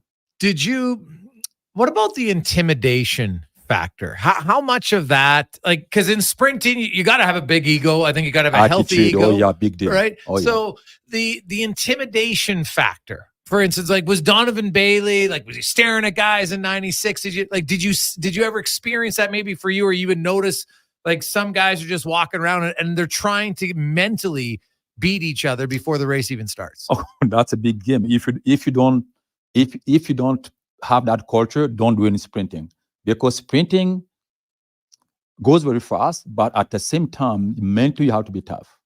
Not tough to beat someone, but tough to face that adversity, because let's say take someone like Donovan Bailey. He was a dog. I compete against him. I compete against Bruni Surin. Those guys were like dogs. When they bark, you're gonna shut up right away. So you need to get to that zone where you have to be equal to them. Like they're gonna bark, but guess what? When you're lining up, chances are equal. Doesn't matter if you're fast or not fast. Something can happen to him, injuries or false start or something, and then you can get there. But it's that mentality of being ready to race. Doesn't matter who's riding with you, but it's going to take a lot of training to get there. When and after Donovan won, and of course Michael, it was the only time really. It was always the 100 meter was the fastest man in the world. That was always, and then till the Americans didn't win it, then suddenly Michael Johnson, now he's the fastest guy in the world. It was such a joke. But anyway, so now they put on that big race, the 150. Now you've ran the 100 meter and you've ran the 200 meter, and Michael Johnson was the lead at the 200. There's no debate about that. He was super fast. Before the race began, who did you think was going to win? Okay. Because the race was set up in Canada, right? Yeah, 150 meters. And then you have that, how do you call it, home field, home racetrack advantage. Yeah. Sure. He had that advantage. And after that, we don't know what's happened really, because I'm going to tell you, 2 weeks after that, Michael Johnson was running in Europe. He wasn't injured. Yeah, shocking. I know. That was shocking, a little bit. So, so that could be like the thing to put a show. I don't know, but that's the way it is. Well, Johnson, to me, like Donovan, it's still because as Canadians, we're fairly humble for the most part. And for Donovan Bailey to stand up there, he's chicken, I'll beat his ass again if we do. Like, there's a lot of Canadians that were just like, all right, this is kind of nice. It's a little different for us, but it's kind of nice. But you need to have that I'm the best mentality to win in track. And when you look at where the race was and when they came around the corner, once they got to the corner, I was like, well, this race is over, right? Because Donovan always had better finishing speed, right? And so the fact that he was there right then, you knew he was going to win. So Johnson, by pulling up, he gets to, quote, save face and say, probably saves him millions of dollars in sponsorship. The champions are like that when they're losing, so they're going to fix something. Anyway, and yeah, talking about Donovan Bailey, he had the advantage of being the fastest, 100 guy, just out of the Olympics. And his 100 meters, his acceleration was much better than Johnson's acceleration. Yeah. Because Johnson is more like a 2 and then 400 runner. Right. So him, it's like he progressed in the race, the fastest he's gonna get. But Donovan Bailey, he was like the perfect sprinter, like the blocks and the attitude and everything. So you did both, and were you better at the 200? Yeah, I was better in 200 because mostly I did a lot of 400s to get better. And because I was very skinny to be more explosive. So my coach pulled me to do more the 2 and 4 to gain more a speed of resistance. And then that's how when I was going back to the 100, I was doing better. Because the 100 meters, Antoine Buso is our guest, 2-time Olympian, 3-time world champ in the track and field championships. To be the sprinter, it's like, obviously it's shorter, the 100 meters. And is it safe to say it's just all power really at the end? Like, you can't win 100 meter if you just don't have that explosive power. Like, you talk about Michael Johnson and he could go for a longer distance at a high speed, but he could never reach the same high speed of a Donovan Bailey. Yeah, it's very based on the physical abilities and then how we can handle different energy system in your body. Some people like him, he could handle the lactic acid production. Let's say when you do 400, after you reach 250, 300 meters, it's a lot of lactic acid in your body. And then that's why the lactic acid is when you're running and then you can't run, you're going to feel your muscles burning. And he had the ability to maintain that longer. For a sprinter, let's say 100 meters, you need to be very explosive. That's why different training methodology is going to give you that power to explode. If you're a small, big, but the explosion, it's very the expression of sprinting. We'll take a final break. We'll come back. We'll talk about some things to work on, because we got a lot of people texting and asking questions about, their kids and running. And obviously, if you're fast in running, it's going to help you train running. It's going to help you play football. It's going to help you in basketball, probably going to help you in hockey and different things. And some of the things to look for, and then maybe some of the things to try to avoid to help in running. Coming up next with Antoine Buso here on The Gregor Show, presented by PlayAlberta.ca. What's cracking at Cattail Crossing? Every Friday after 4 p.m., it's 9 and Dine Fridays. Includes golf for two with a power cart at Cattail Crossing and a $50 food voucher at Out of Bounds Restaurant. Only $119.99. Tea times can be booked at cattailcrossing.ca. Hey, it's Brad McCory here from St. Albert Dodge. I'm here to say you do not want to miss our final clear out of classic Ram 1500 trucks. It really is your last chance to drive a brand new Ram truck off the lot with 25% off. When these are gone, they're gone. Or how about a Jeep Wrangler with up to $7,500 in savings and 0% financing on every model? Come see how we earn our industry-leading 4.6 Google review rating. You're going to love how easy it is to do business at St. Albert Dodge. Rule number 116. In Waterton, walk with a lean. The wind will always prop you up. Summer in Alberta has its own set of rules. And if you're looking to add a little extra fun, Play Alberta has it all. Use promo code SUMMER to snag a $50 casino bonus for casino, instants, and live dealer with your next deposit. Get ready for promotions throughout the summer to help you make the most of those sunny Alberta days. Because we all know they don't last long enough. Bonus terms and conditions apply. Now, all sizes of premium roast coffee at McDonald's have a new low price starting at $1 plus tax for a small. It's great if you love great tasting coffee. $1 small premium roast coffee every single day. Must be McCafe. Plus tax at participating restaurants in Canada. Excludes delivery. Some people see their RV as a way to travel the countryside and explore the great outdoors. For others, it's more like a summer cottage. Sure, it's got wheels, but that doesn't mean that you have to roll it around all the time. And I know someone who uses his RV exactly like this. It's Rick Showers from No Bull RV. Hey, Rick, when was the last time you hooked up your trailer and took it somewhere? Been years, Bob. You just leave it in one place? Well, you have to see our campsite. It's near Seba Beach. There's lots of privacy. It's a heavily wooded area, but very close to the lake, with full water and electrical hookup. So my wife, Deanna, and I enjoy cottage life with all its beauty and all the comforts of home. And the RV you use as a cottage, did you buy it new? Bob, what are you, nuts? I can happily find you an RV as nice as mine. Got dozens of them on the lot right now. And Deanna and I are living proof that you don't have to pay new RV prices to live the dream. And that's No Bull. NoBullRV.ca.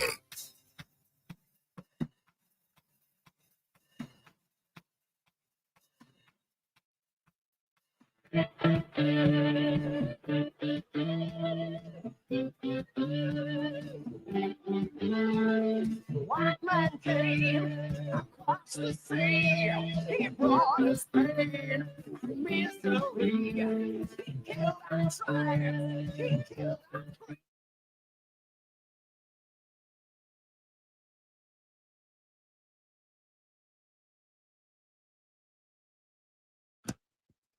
.343. We continue on Sports 1440, Oilers Nation, YouTube and Facebook. Fascinating conversation with Antoine Buso, who joins us, now living in St. Albert, came to Canada in 2001 from Gabon, the Republic of Gabon. Now, because it's kind of changed. Originally it was Gabon, and now it's the Republic of Gabon. Am I saying used that? to be the Republic. Oh, it was always the Republic? Yeah. Okay.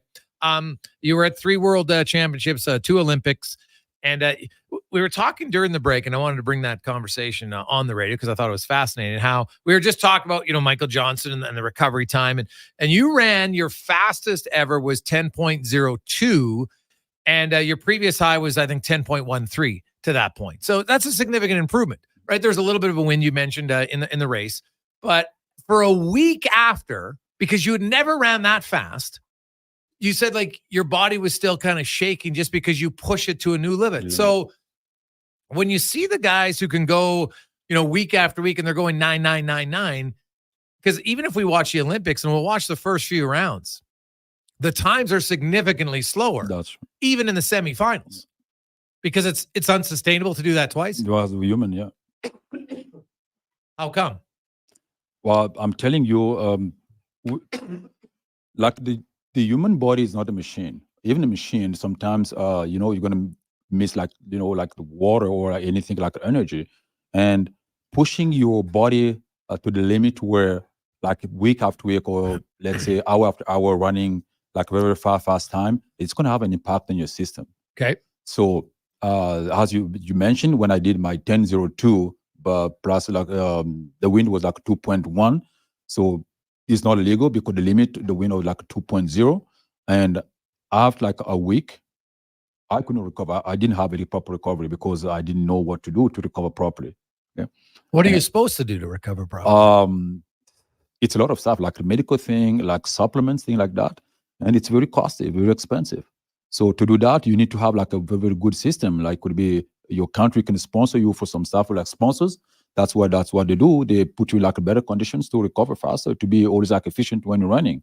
So that's why it's always hard running faster day after day. Let's take like the Olympics coming. You're going to see, let's say like 4 rounds in like total. Yeah. The heats, next round, and then the semis, and then the finals. So if you're always running like a 9.99, you have like a good chances of not even like making the podium at the final because you're pushing too much Too above hard. the limit, to the limit. So you need a good recovery system to be able to continue doing the same thing. So now, as somebody who has a lot of experience in sprinting, you work with young kids. Is there a mistake that's common that people make in trying to improve sprinting? Yes, a lot of mistakes, like the coaches who don't have like a coaching education are gonna do. It's trying to run kids down and like at a high velocity, and the kids, but they're not ready to do that. You at least to make someone run like that, they need to be like at least 15 when they reach like the physical maturity. Okay.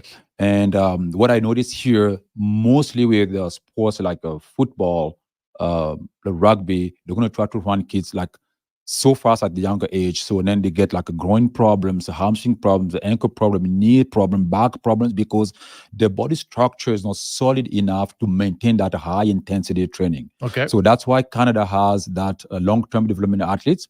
So most of the coaches, they need to take time to go in and read what Canada, let's say Athletics Canada or Sports Canada does to put those kids in good conditions for them to be able to reach the next Olympics.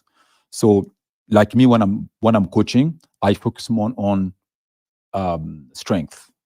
So it's those who like a time where like when you're 15, doesn't matter which age you are, you're always going to fit in my program because that's what I do. And then you can come and then check. I have less injury in my groups because I focus on the strength. Because the stronger you are, the faster you're going to be, and the good artist you're going to be, because you know setback with the injuries. And so, are some of the best strength programs not necessarily all about weight for young athletes? It's body weight and motion. Body weight, motion, and then as a human, just like walking, like let's say the same thing when you're doing a rehab, they're going to ask you to start to walk. Because that was the first thing we started with as a human: crawl, walk, run, do everything. So make sure you follow that as well. And then what are you going to do? Adding aspect of like loading, like the load, additional weight, the load, the reps, and all that. And then also, there is no like the coaching, like a book, like you have to follow this book, but it's based on your instinct, based on, as a coach, when I see my athlete struggling, I need to slow down, or I need to give him like challenge him. So we're working on that based on athletes, because you have your program, but your program is not built in like the concrete. So you can change a lot of stuff. Make sure you feed athletes properly. Antoine Buso joins us, 2-time Olympian, also 3-time at the World Track and Field Championships in the mid-90s. Of course, was at the Olympics when Donovan Bailey won gold in 1996. And so when Andre DeGrasse, a gentleman who's been at 6 events at the Olympics and he's got a medal in all 6, which is pretty impressive. He was a 100-meter guy, but now a lot of people think his best chance is going to be in the 200-meter this year. Why do you think that is? What was about? Because it was funny when you saw him against Usain Bolt, like he's kind of a slighter sprinter compared to a lot of the other super fast guys. What makes him unique when you watch and break down his stride? What makes him unique? I like him. I like that guy because the first time I saw him, he was a junior. And when I saw him like moving on the tracks, like, who's that guy? I said, oh, it's our Espoir. He was very, very tiny, but he was moving fast. And when you see his body structure, the difference between Usain Bolt, his body structure, he is he has like a very fast twitch muscles, okay, this guy, because he doesn't have any fat. So and he's moving way faster. And with his stature, let's say his body type, focusing on the too much 100, that will not give him advantage. Like the 200, he expressed himself better in the 200 because of body type.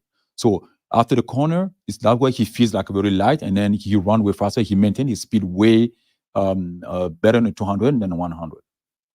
So when you look at the fast twitch muscles, are there exercises to help improve that? Or is that just some people have it naturally and you can only take it so far?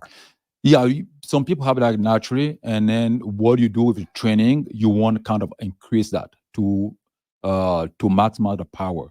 Because the more powerful you are, the faster you can run, not the opposite. So with a fast twitch, and then once again, a sprinter doesn't need to be like a massive guy. No, that's usually people getting wrong, like putting kids in the gym to get the bulky. That's going to have just the opposite effects if you're getting kids bulky.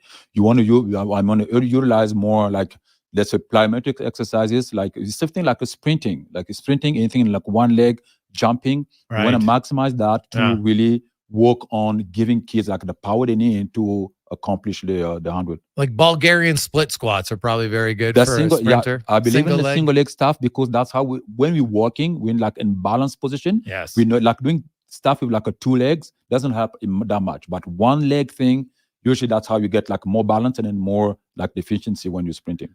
Does like box jumps or is jumping like I see a lot of times, the bounce jump over the hurdles, but does that help a regular sprinter? Yes, that's going to give you strength and a power, not necessarily make you run fast, because I can see a lot of people having like a how you call it, the testing, the jumping one. Oh yeah, well you want to the reach. Yeah, you reach. So you can see what your vertical jump is. Thank you. Yeah. You can see like people like a good vertical, but the sprinting is poor. It's different. That's going to help you to improve your strength to run faster, not making you being like a good sprinter. So that's the difference, because people are going to try to load up too much, like pretend it's going to make you run faster. No, that's going to just the strength to help you to run fast. What about proper footwear? Does that matter? Like, because it's the Jamaicans, a lot of them, they run barefoot all the time. Are we using shoes at too young of an age? Does that actually hurt? Yeah, and then that changed your like everything in your foot. I have the same problem, because when I was younger, I never wear like shoes. I was fine, and when I started like putting like shoes, and then my feet, like suddenly my feet are flat. So that's a factor. And sometimes that's why I do my artists. I just ask them to be like barefoot and do exercises like no shoes. It helps to keep that the foot like healthy. Yeah, because you actually want your foot to be strong. To be strong, exactly. Right, and you don't want the shoe to take all the cushion. So you know what? Run in grass barefoot. Mm-hmm. And once again, with the new technology coming with like those like shoe like the shoe they're designing right now, that's what's happening. Like people are going to start running fast with the shoes, but if you take them off, then it's like useless. Now, do you have any young sprinters coming from your home country in the future here, or is it a long ways away? I would like to make here as a base training for them, but it's too far to get here. And I had a plan. The last Olympics to have like a group of younger athletes here, but one gets very costly to get here, and then the season different. We could have a 6 months of winter. Right. I don't know if you can survive that. Well, you can train indoors. So that for you when you came here in Canada so why'd you choose Canada back in 2001?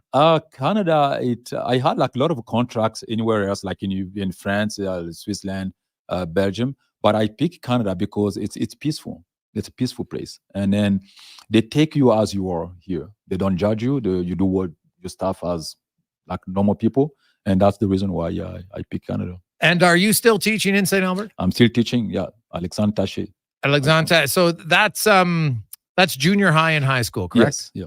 So do you have any young students there that are pretty good runners? Yeah, I pretty much. I have one I'm coaching right now. He's on the top 10 in Canada for triple jump from that school. Yeah.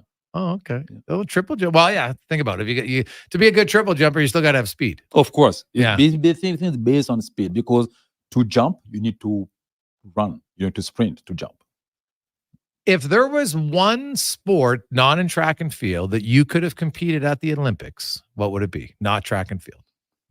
that you would have liked to do? Not saying you're good enough to do it, but you would have said, "Hey, that's a good sport. I'd like to." Could be soccer because I had enough knowledge until now. I can teach soccer right now. I can coach soccer.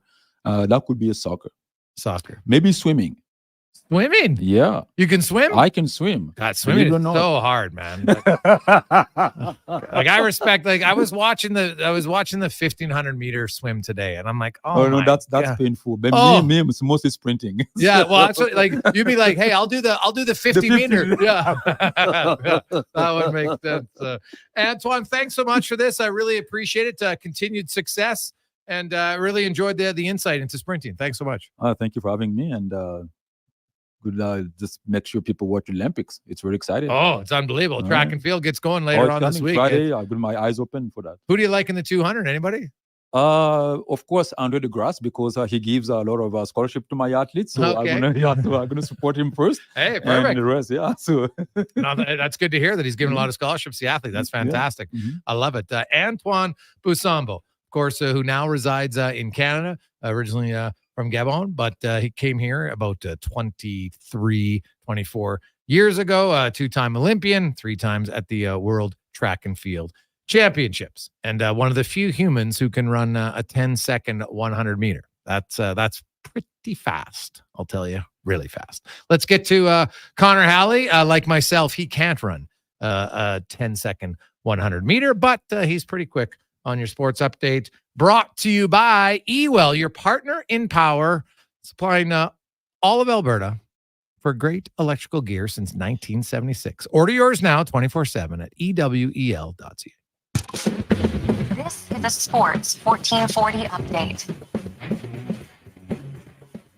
Canada defeated Colombia today in a women's soccer at the Olympic Games in Paris to improve to 3-0 with the win. They will advance to Saturday's quarterfinal to take on Germany despite being penalized 6 points for the drone scandal. Swimmer Ilya Perun won the bronze medal for Canada in the men's 200-meter butterfly. It was the first Canadian men to win in the pool since 2012, and Canadian Felix Auger-Aliassime defeated Daniil Medvedev in their third-round matchup. It was the Canadians' first win over Medvedev in 8 attempts. In the NHL, some news and notes. The Montreal Canadiens announced the team has agreed to terms on a 6-year contract extension with defenseman Caden Gooley. That'll pay him an AAV of $5.55 million. In 70 games last season with the Habs, Gooley recorded 6 goals, 16 helpers, and 56 penalty minutes, averaging just over 20 minutes of ice time per game. And Evgeny Kuznetsov signed a 4-year deal in the KHL with St. Petersburg. The move comes 2 weeks after the Hurricanes placed the veteran forward on unconditional waivers for contract termination by mutual agreement. And Canada will add more head coaching experience to their bench at the Four Nations face-off as Rick Tocchet, Bruce Cassidy, Peter DeBoer, and Misha Donskov were all named assistants, joining head coach John Cooper. Major League Baseball today, the Jays fell to the Orioles once again today. It was 10-4. Elsewhere, you had the Cards over the Rangers 10-1. The Royals beating up on the White Sox 10-3. Brewers losing at home to the Braves 6-2, and the Yankees get past the Phillies 6-5. Right now, the Diamondbacks lead the Nationals 5-1. That's in the top of the 8th, and heading into the 7th in Boston, the Red Sox and Mariners tied at 2 apiece. And the Edmonton Riverhawks are in action tonight, taking on Victoria. That one gets going just after 8 o'clock. Coming up in hour number 3 of the Jason Gregor Show, it will be another edition of 5 questions. We'll also continue our look around the NHL offseason, talk a little Pittsburgh Penguins with Dan Gersi of Pittsburgh Hockey Now, and we'll preview the Riders Elks game this weekend with Rob Vanstone. I'm Connor Halley. This has been a Sports 1440 update. Sports 1440. The KJR broadcasts from West Edmonton Mall and Wetaskiwin. Download the free Stingray music app and listen wherever you go. The summer road lays ahead. Your potential destinations are endless. Volvo Cars Edmonton gives you choice to match. Right now, lease a 2024 Volvo XC90 from 0% for qualifying loyal customers. Or save $7,000 on all new 2024 XC60 recharge plug-in hybrid models. All demo vehicles come with a free 10-year, 1 million kilometer warranty. No matter what you decide this summer will become, your first choice is Volvo Cars Edmonton. VolvoCarsEdmonton.com, 1205 101 Street Southwest. You've got a go-to coffee spot, a trusted barber, even a lucky game day jersey. But when it's about looking your absolute best, there's only one name you need. Mr. Dirk, family run since 1939. We're experts in crafting impeccable tailor-made suits and offering a wide variety of everyday styles. Pair that with personalized one-on-one fittings and the convenience of on-site tailoring. Mr. Dirk elevates your style game. Visit our Edmonton store or explore MrDirk.com. Score big on style with Mr. Dirk. The job isn't done until the last load is hauled, and having a semi-trailer out of commission is not an option. Whether replacing or adding to your convoy, Edmonton Trailer has a huge inventory of new and used semi-trailers, trusted by the gravel, logging, oil field, fluids, and freight industries. Find a trailer right for you online or at one of their 3 locations. For sales, service, parts, rental, and finance, when you're in it for the long haul, Edmonton Trailer. Be melon jolly, not melancholy. Summer is ripe for fun, and some Booster Juice bestsellers are back in season. Watermelon smoothies, including the refreshing Watermelon Wave, a berry burst of strawberries, raspberries, pomegranate, and vanilla frozen yogurt. And fan favorites, Watermelon Explosion, a refreshing burst of bananas, mangoes, and pineapple, both made with watermelon sorbet and probiotic yogurt. All of the watermelon, none of the seeds. Visit a Booster Juice near you today or download the Booster Rewards app. Why tee off at the Ranch Golf and Country Club? A fun, unique layout offering premier conditions. The Ranch has been ranked as one of the top public courses in Canada. Unmatched value. Score Golf Magazine rated the Ranch as the best value in Edmonton. The service, from tournaments to special events to the pro shop. Superior service that makes every visit exceptional. The Ranch Golf and Country Club, a laid-back environment where anyone can enjoy an amazing day on the fairways. For details, visit theranchgolf.com. Legacy Heating and Cooling is your supplier of maximum comfort, bringing you the cool AC you need. You just have to call Legacy. Call Legacy. For comfort at night when the hot air suffocates you. Call Legacy. Call Legacy. For comfort in your wallet with no payments or interest for 1 year. Call Legacy. Call Legacy. You deserve comfort. Cool off today with AC from Legacy Heating and Cooling.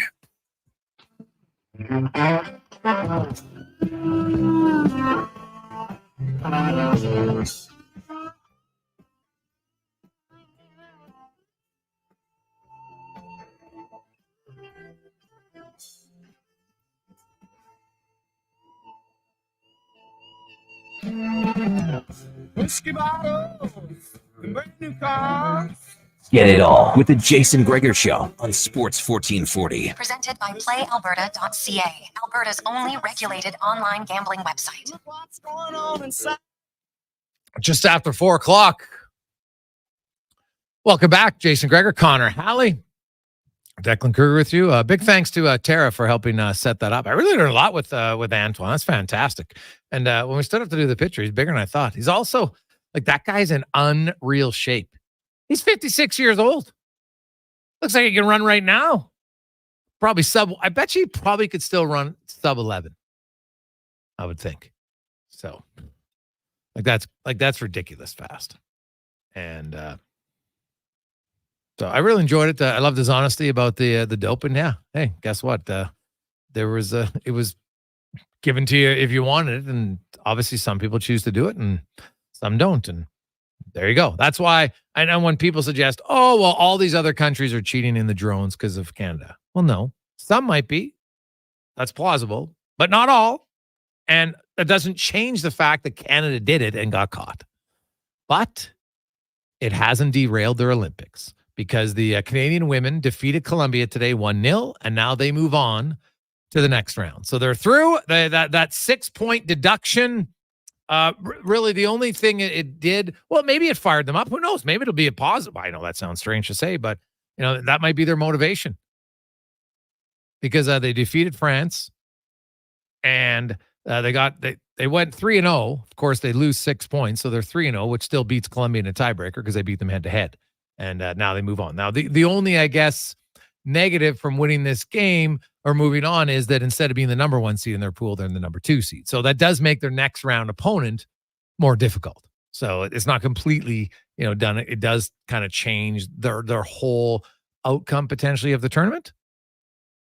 But who knows? Maybe they would have lost to France had it happened. I never know. So either way, they are through. It is the Gregor Show presented by PlayAlberta.ca, where you can get in the game if you, maybe you were betting on Canada today. Good news. Also, if you just like the lottery, $6.49, it's been around for a long, long time.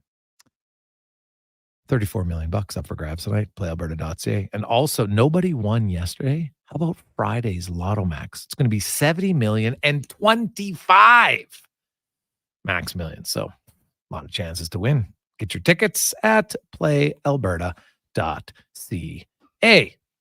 Coming up a little bit later on, Rob Vanstone will join us. But first, we're going to go around the NHL, brought to you by McDonald's. And stop in. Hey, McDonald's.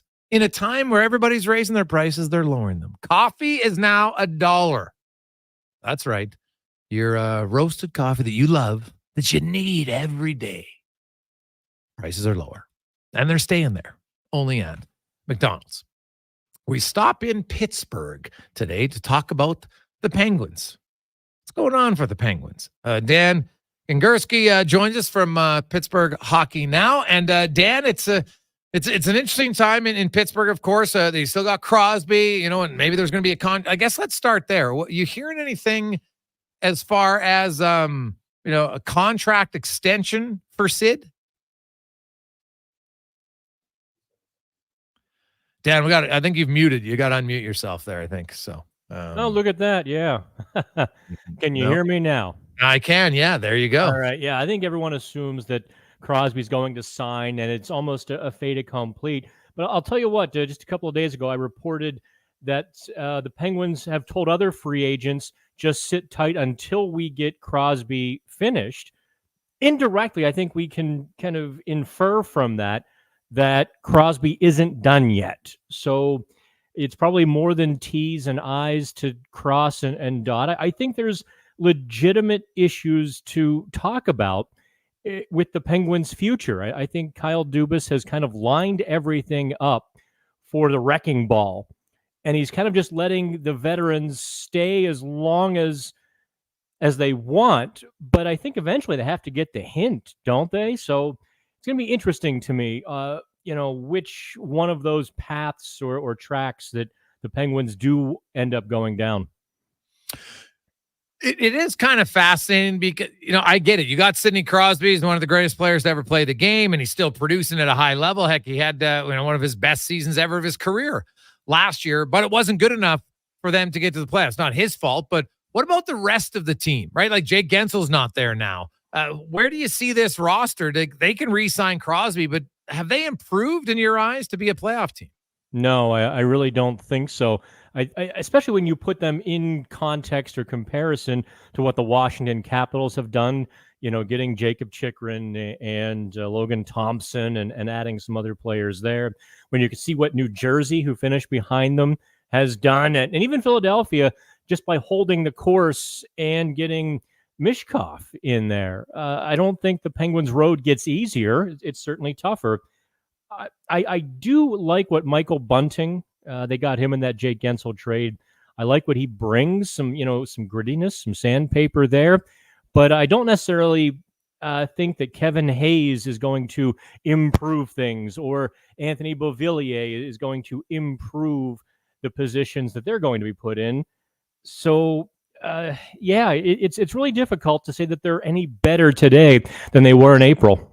Yeah, well, and that's you want to be better, and obviously it's difficult to do, especially when you look and say, well, Sidney Crosby, I'm not sure how much more you can ask from him as an individual. So I look at their team overall that they would want their power play to be better. It was atrocious. So maybe that in itself might be hey, if our best guys are better on the power play. Maybe we've got a chance. What about their coaching situation? I know it seems odd to ask that question, maybe considering how much success he's had, Dan, but the new GM comes in. He didn't hire him. I know how the business of hockey works. You're not necessarily his guy. And considering all the coaching changes, like here in Edmonton, Chris Knobloch has coached 69 regular season games. He's now the 20th longest tenured head coach in the NHL. So, it's been a coaching firing extravaganza. Do you think Pittsburgh, maybe if they get off to a slow start, that's a road they might look at? Yeah, I mean, generally speaking, I get a little bit of flack for defending Mike Sullivan, and I'm not really defending him so much as explaining that he's not really on the hot seat. But with this team, if their power play stinks again, they get to, U.S. Thanksgiving in late November, early December, and they're in the dire straits again. I don't know how it's not a possibility. They brought in David Quinn, a longtime, very close friend of Mike Sullivan. And I think it was really a shrewd move by Dubas, Jason, because Quinn can do or say some things to Sullivan that others probably couldn't. Your best friend can look you in the eyes and say, hey, you're wrong here. You're going down the wrong path. Let's change it. And you're going to be a little more receptive than maybe a professional colleague like a Todd Reardon or Mark Recchi or the guys who preceded Reardon. So I think it's unlikely that Sullivan doesn't finish next season as the head coach or continue.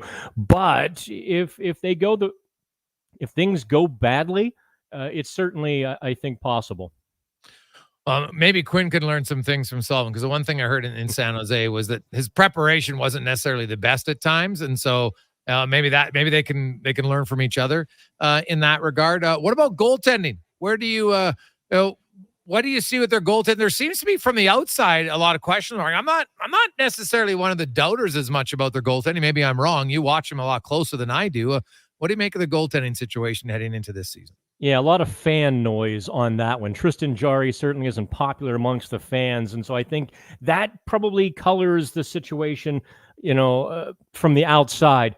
You're right. I mean, if you look at the Penguins' goaltending, until mid-late February, they were amongst the top 5 in save percentage. I mean, they were doing fantastic when the team in front of them was just god-awful. However, the nosedive by Tristan Jarry especially was so significant in the last, call it 25 games of the season, 2025, that Nedeljkovic comes in, adds a little bit of fight to the lineup. Just his attitude.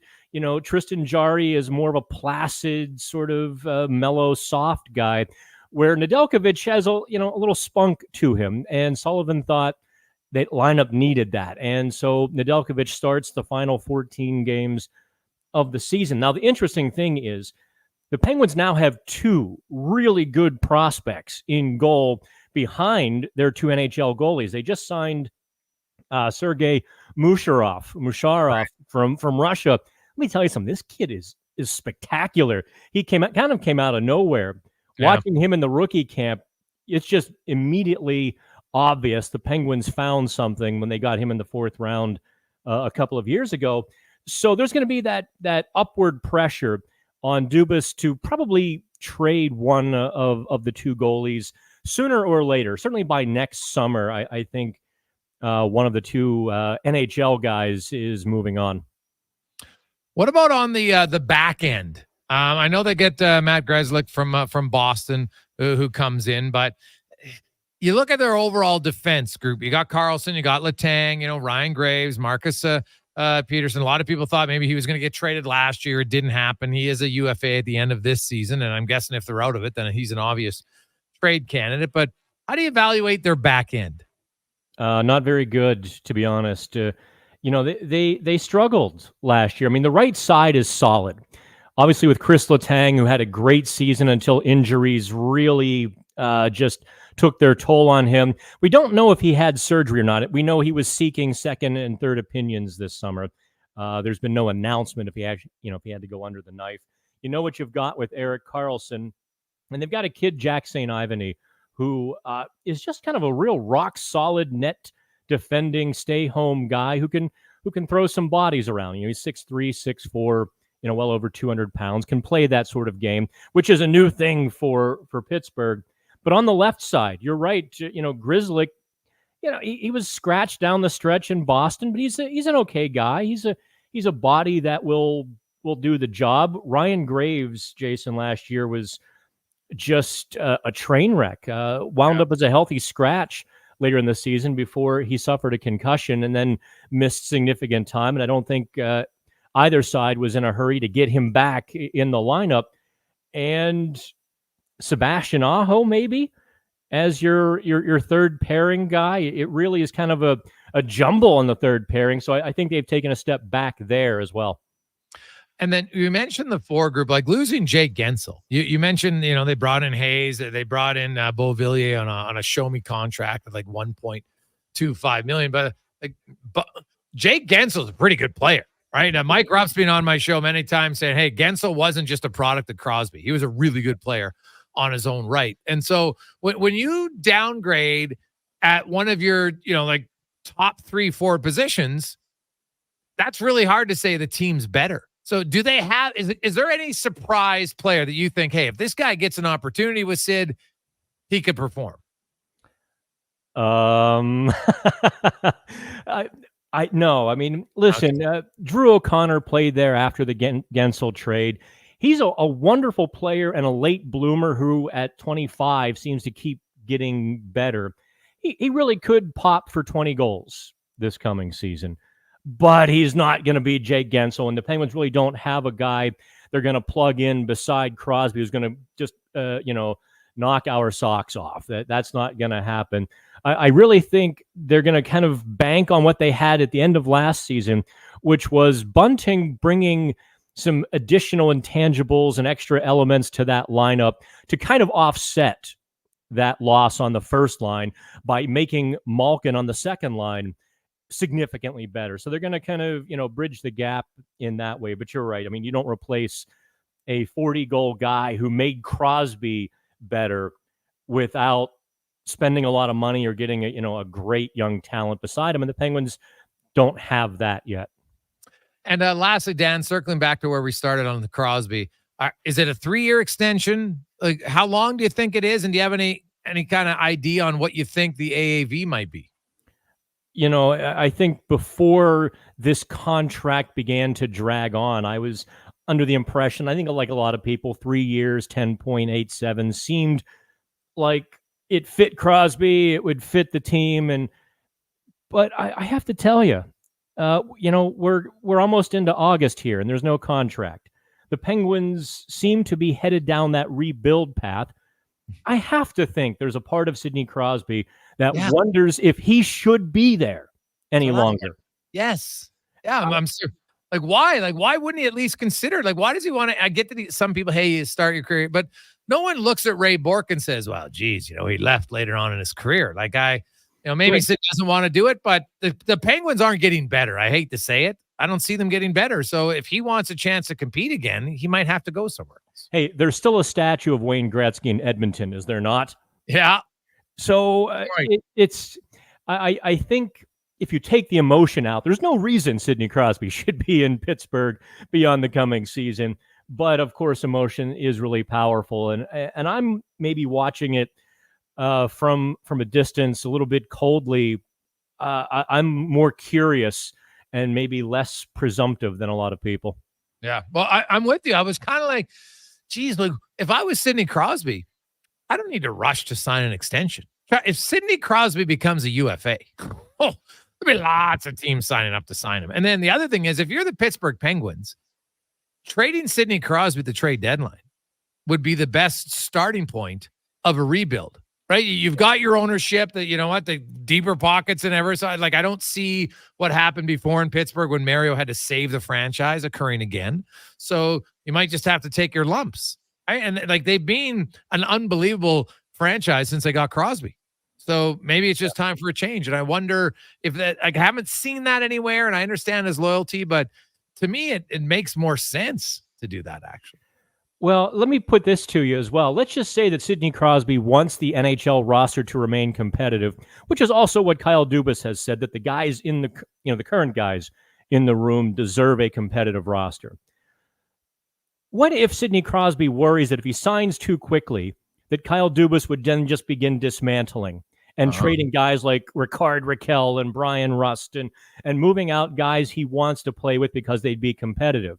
What if his only leverage to keep a competitive roster is to not sign? I'm not reporting that, but it's kind of one of the other things that I wonder. Oh, it's totally fair, man. You and I are on the same page on this one. I wonder, and I get the emotion you mentioned. Hey, you remove emotion and that's impossible to do, but I look at it from, it could be a win-win for both sides, because signing Sidney Crosby is great and it keeps Crosby there and the fans love it. But I don't think it makes your team any better, because it doesn't make the rest of your team any better. And if you trade him, he gets a chance to win, but then maybe you'll get some pieces to help your team down the road. And obviously it would be a long time, and maybe fans don't care about that. But I just wonder if, to me, Crosby leaving is best for all parties at this point. Not because he doesn't deserve to end his career there, but if he stays there, they just don't have enough to be competitive. Logically and objectively, you're 100% correct.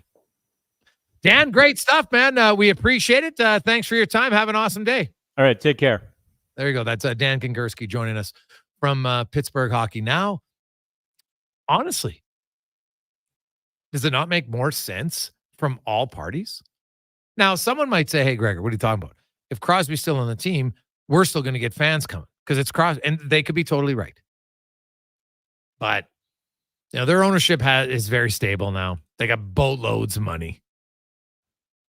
If they got to settle for it, a retooling, that would be the best time to do it. Now, Malkin's got, what has he got? I think he's got one extra year more than Crosby, right? He's got 2 years left. So Crosby plays it out, then you know what? Malkin probably gets traded maybe for the final year of his deal. You retain half of it. Team takes him for $3 million and says, hey, I think he's a decent player. It would be fascinating because you have some players that if you wanted to, you could move them out. And at half price, like lots of those guys would have, Crosby not, but the other guys at half price or 60 or 70%, whatever it is, got some value. Because, man, I look at that roster. Here's their forward group, Connor Halley. So here is their top 9 forwards based on paper. So you got Crosby and Malkin. You got Brian Rust, Ricard Raquel, who hasn't done a whole bunch lately. Michael Bunting, Kevin Hayes, Lars Eller, Anthony Beauvillier. Maybe Drew Connor's in there. I know some people, hey, Gregor, what about Puljujarvi? Yeah, what about him? He hasn't done a whole bunch. Let's be real here. On defense, Carlson, Letang, sure, their left side is not good. Ryan Graves, Marcus Peterson, Matt Grzelcyk, like they're okay defenders, but not ideal. Now they have drafted some young guys who they've signed. Braden Yager's probably their best one, but Tanner Howe just got him. But those guys are a few years away at least. Right, by the time Crosby's gone, those guys might just be coming in. Even if he signs a 3-year extension, you might have one of those guys who, maybe Brandon Yager at 19, maybe he can help you at what, 21? Maybe. Like, honestly, I think it's something they should consider. We'll go from a team who had a lot of success to now having to make that tough decision to a team that has had very little success. Can they get out of their own way? And they've made a big change. Trey Ford, by the way, he's joining us at 5:20 today. But we'll talk about the Riders and the Elks. We'll get to the Saskatchewan side of things next on the Gregor Show, presented by PlayAlberta.ca live on Oilers Nation, YouTube, and Facebook, Sports 1440 and sports1440.ca. The Cheesy Burger Pizza is back at Papa John's. See what happens when you ask for it? Boom! Finally, it's on the menu again for a limited time. Get all the items in the Cheesy Burger Trio or choose between the large Cheesy Burger Pizza for $18.99, Cheesy Burger Papadilla for $9.99, and Bacon Cheesy Burger Papa Bites for $8.99. All made with sizzling beef, dilly pickles, ooey gooey cheese, and burger sauce. That's right, burger sauce. Get it before it's gone. Better ingredients, better pizza. Better get you some Cheesy Burger Pizza at Papa John's. Are you an expert in flat roofing or sheet metal fabrication and installation? Albatross Roofing and Construction wants to hire you. Candidates must have SBS modified bitumen experience and valid CSTS certification. Enjoy excellent wages, benefits, and career progression. Submit your application at roofingalbatross.ca today. Bringing every project to life requires the right team. By joining the Japa Machinery Group service or sales teams, you can be part of setting a new industry standard. Celebrating a legacy of excellence with Japa. Learn more at japamachinery.com. It's the Brick's 53rd birthday bash, and you're invited to join us. We're kicking off the celebration with fabulous 5-day deals from Thursday to Monday. Take up to $920 off sofas and sectionals. And all week long, check out amazing deals in every department. like up to 25% off dining and bedroom furniture. Buy more, save more. Up to $300 off select major appliances. Some exclusions apply. See in-store for details. The Brick, saving you more. It seems the price of everything is redonkulous. So at Wolf GMC Buick, we're trying to make it easy on your wallet. We have a huge selection of GMCs with finance rates starting at 0%. Wait, did I just say 0%? I did. And why am I talking to myself? Oh boy. The prices are fantastic, selection top-notch, and the vehicles? Well, you already know that they're stellar. Get into Wolf GMC Buick now, just off the Anthony Henday. Wolf GMC Buick. We're making it easy. Jonathan and Murray are friends. Hey, buddy. Hey, buddy. Except when they talk about which stadium is more fun in the summer. Dude, Commonwealth has Elks Fan Park. Tailgating at its finest. But it can't compare to the old ballpark in the River Valley. Riverhawks games are electric. But ask them who makes the best beef jerky in Alberta, and they'll tell you. Wilhauk Beef Jerky. It's the only thing everyone can agree on. So pick some up for your summer pregame snack. Wilhauk Beef Jerky, because you don't win friends with salad. Now, all sizes of premium roast coffee at McDonald's have a new low price starting at $1 plus tax for a small. It's great if you love great tasting coffee. $1 small premium roast coffee every single day. Must be McCafe. Plus tax at participating restaurants in Canada. Excludes delivery.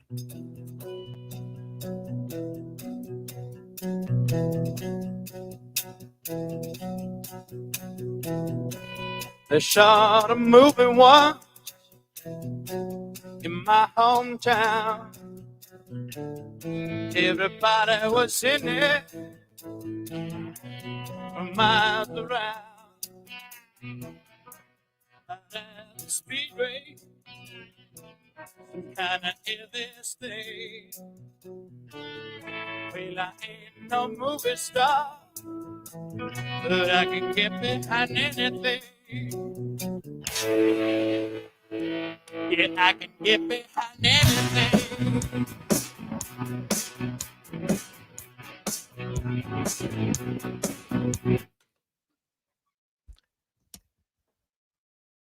$4:25. Welcome back.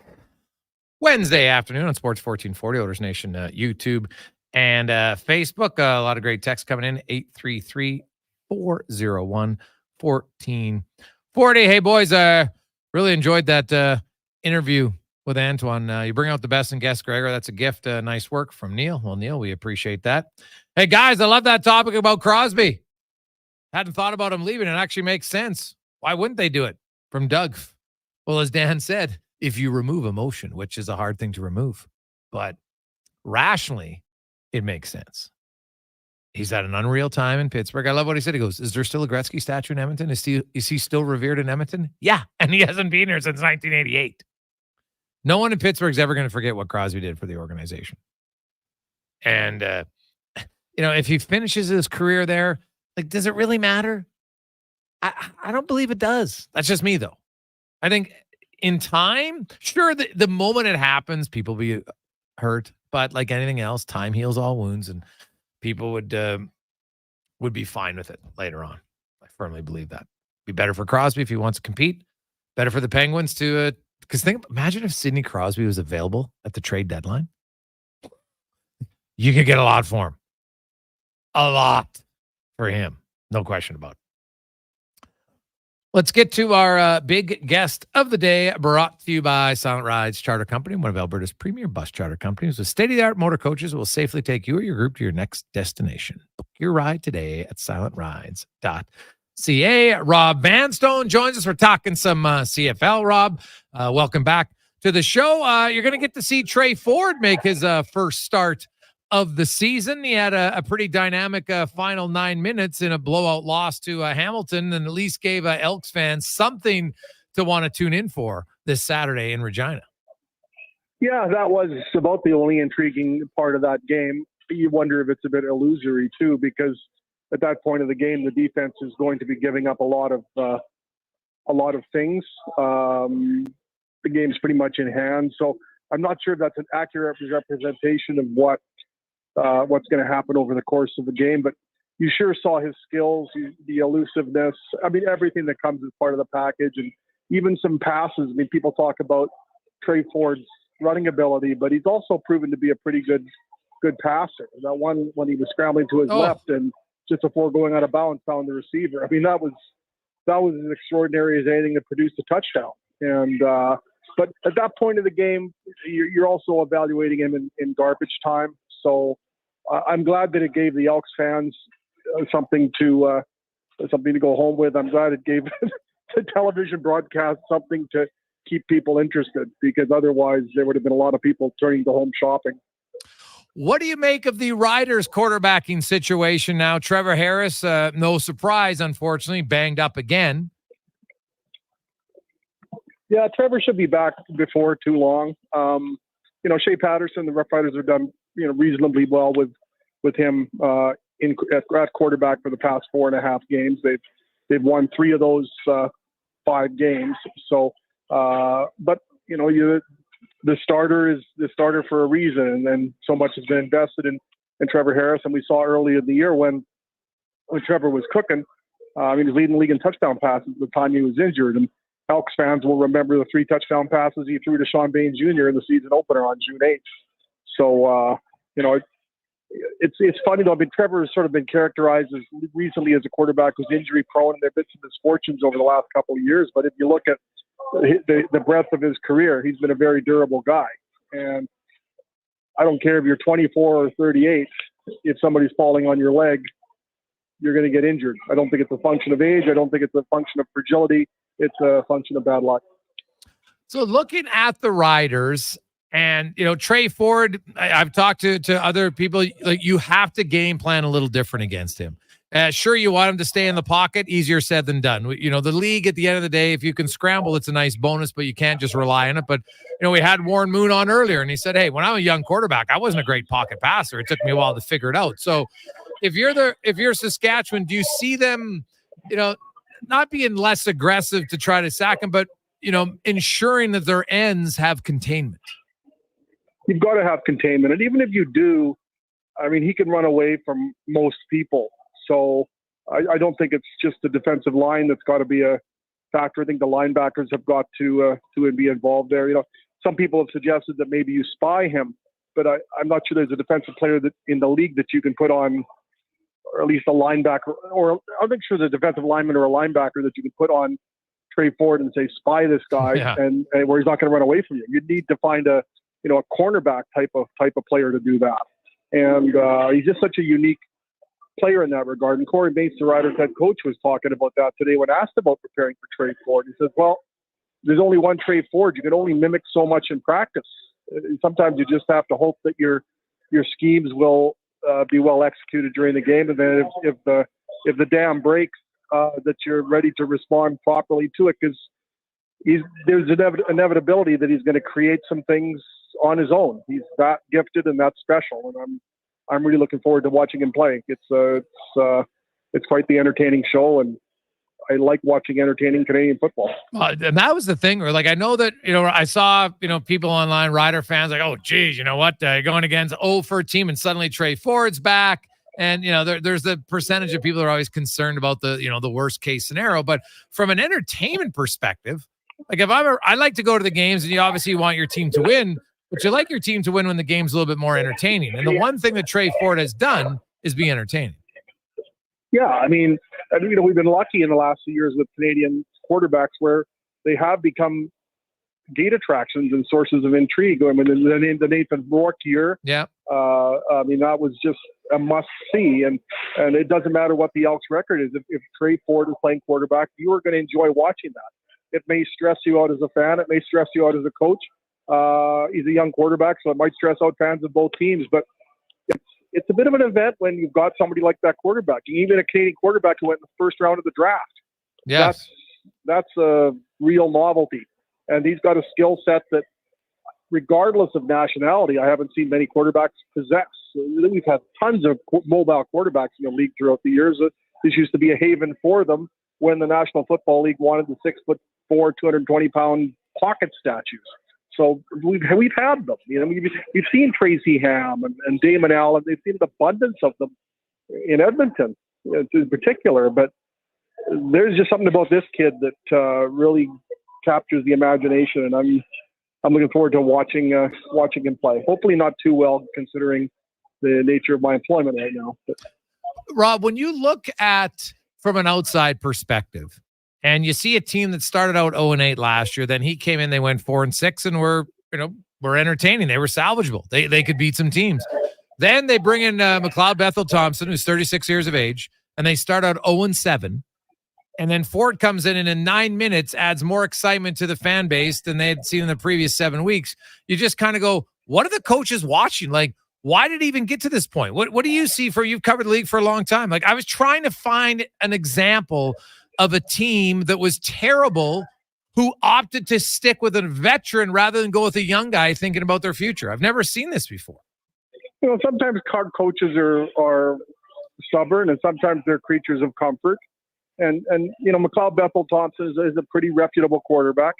And for most of the season, quarterbacking wasn't the issue for Edmonton. There were some issues finishing, and there have been some issues kicking field goals when the team has been in the end zone. But until like the last game or two, I really haven't seen that there's been a cause to remove McLeod Bethel Thompson. I mean, he throws a beautiful ball. He made that big throw against Ottawa, and then at the end of the game, and then it got flushed away by other circumstances. And I think for the vast majority of the season, McLeod Bethel Thompson did the least of the Edmonton Elks issues. But then once the quarterbacking hits a bit of a skid, then it starts getting a little surprising. And I was really surprised that the change wasn't made after halftime.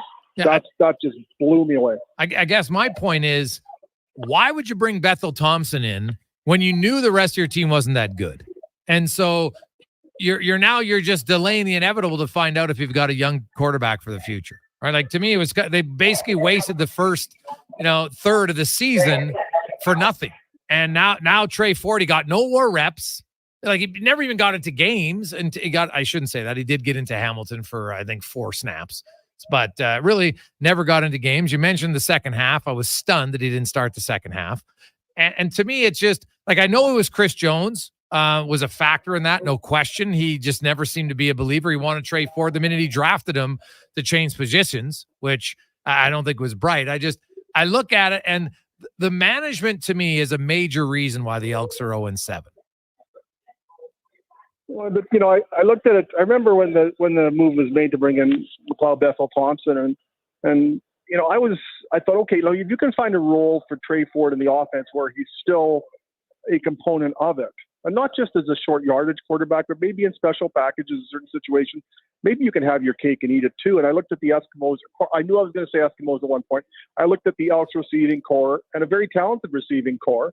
And I thought, okay, you got a guy who can really spin the football in McLeod Bethel Thompson. You didn't get the kind of year you were hoping for out of Eugene Lewis last year. You've got Dylan Mitchell. You've got some real weapons there, plus Kevin Brown running the ball. If you've got a quarterback with the kind of arm that MBT does, it could be a rejuvenating season for Eugene Lewis and then for that offense as a whole. Like, it just seemed to me that was a real receiver-friendly move.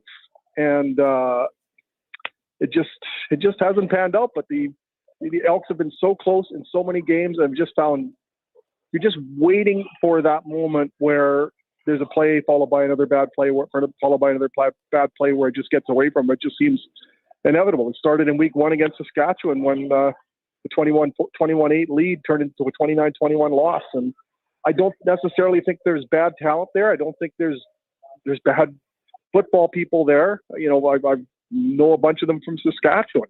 And I look at that team on paper and I look at the team in the standings, and I just can't reconcile the two. I think the team's very fortunate to have G. Simon as the general manager there. I think that's gonna be really beneficial. Rob Hanselin joins us. Looking at the Riders, they had the big matchup last week. 2 5-1 teams go at it. It was a very close game, low-scoring game, 20-16. What do you make of the Riders? Are they a 5-2 team in your eyes? I think so. I think they're good for the record, especially when you look at the fact that this is a team that's gotten to 5-2 with some injuries that have affected some pretty significant players. You referred to Trevor Harris earlier. Jamarcus Hardrick is out. Kian Schaefer-Baker is out. They've had all sorts of injuries along the defensive line. AJ Ouellette is out right now. So, I mean, it's just been one thing after another injury-wise, yet this team has been able to pull out a lot of football games and play pretty gritty, effective football, especially on defense. And this defense is going to keep the Rough Riders in every game.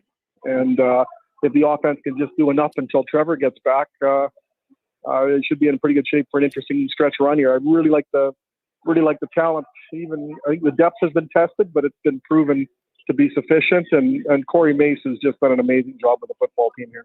What about Jeremy O'Day? What about the D line, Rob? The Elks offensive line probably grades out maybe as the weakest in the league. Is Trey Ford going to be under surge? What do you make of the Riders and their front seven, specifically their front four, getting pressure maybe with just a four-man front? No, they haven't had an abundance of sacks, but they've had a lot of pressure, and they have a real propensity to force fumbles and create turnovers and just get in passing lanes. I don't think you're going to see, 5-6 sacks, but I think it's the kind of defensive line that just can make the quarterback hold on to the ball a little bit longer. And Micah Johnson at 36 is an absolute wrecking ball this year, and that's a huge player to watch because he can just devour people in the middle. And I think so much of what the Riders' defensive line does revolves around the kind of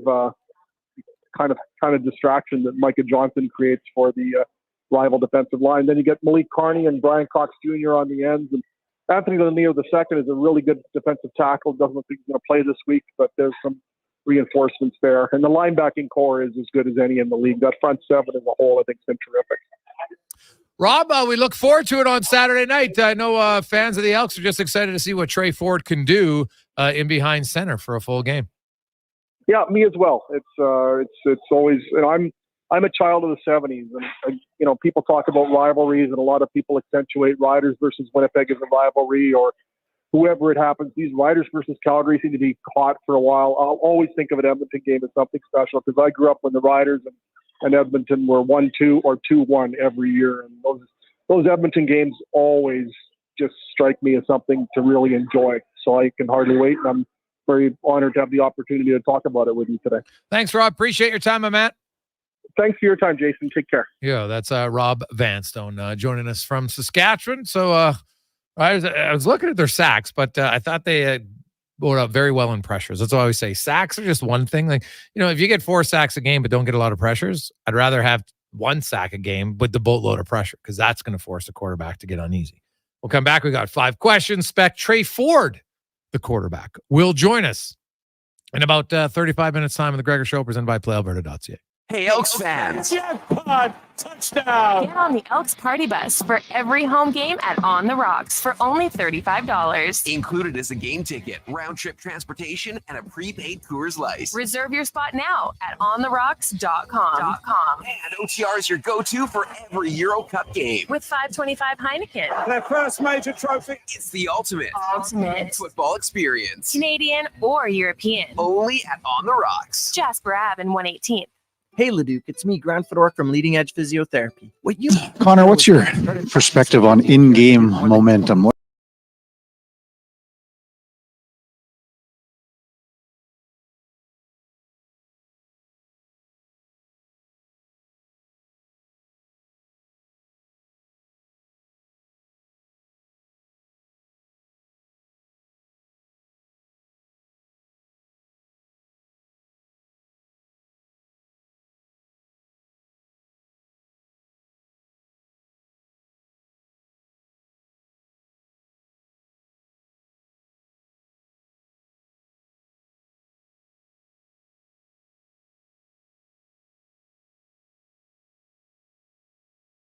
Get ready for promotions throughout the summer to help you make the most of those sunny Alberta days, because we all know they don't last long enough. Bonus terms and conditions apply. It's the Bricks 53rd birthday bash, and you're invited to join us. We're kicking off the celebration with fabulous 5-day deals. From Thursday to Monday. The following is written by Cam Tate, an award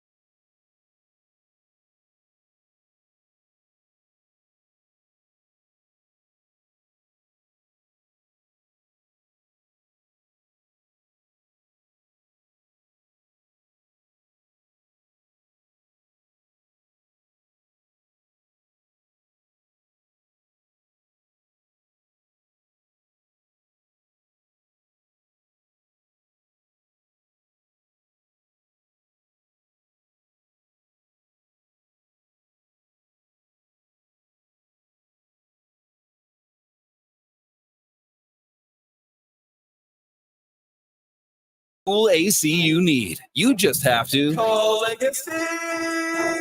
Call Legacy. for comfort at night when the hot air suffocates you. Call Legacy. Call Legacy. For comfort in your wallet with no payments or interest for 1 year. Call Legacy. Call Legacy. You deserve comfort. Cool off today with AC from Legacy Heating and Cooling.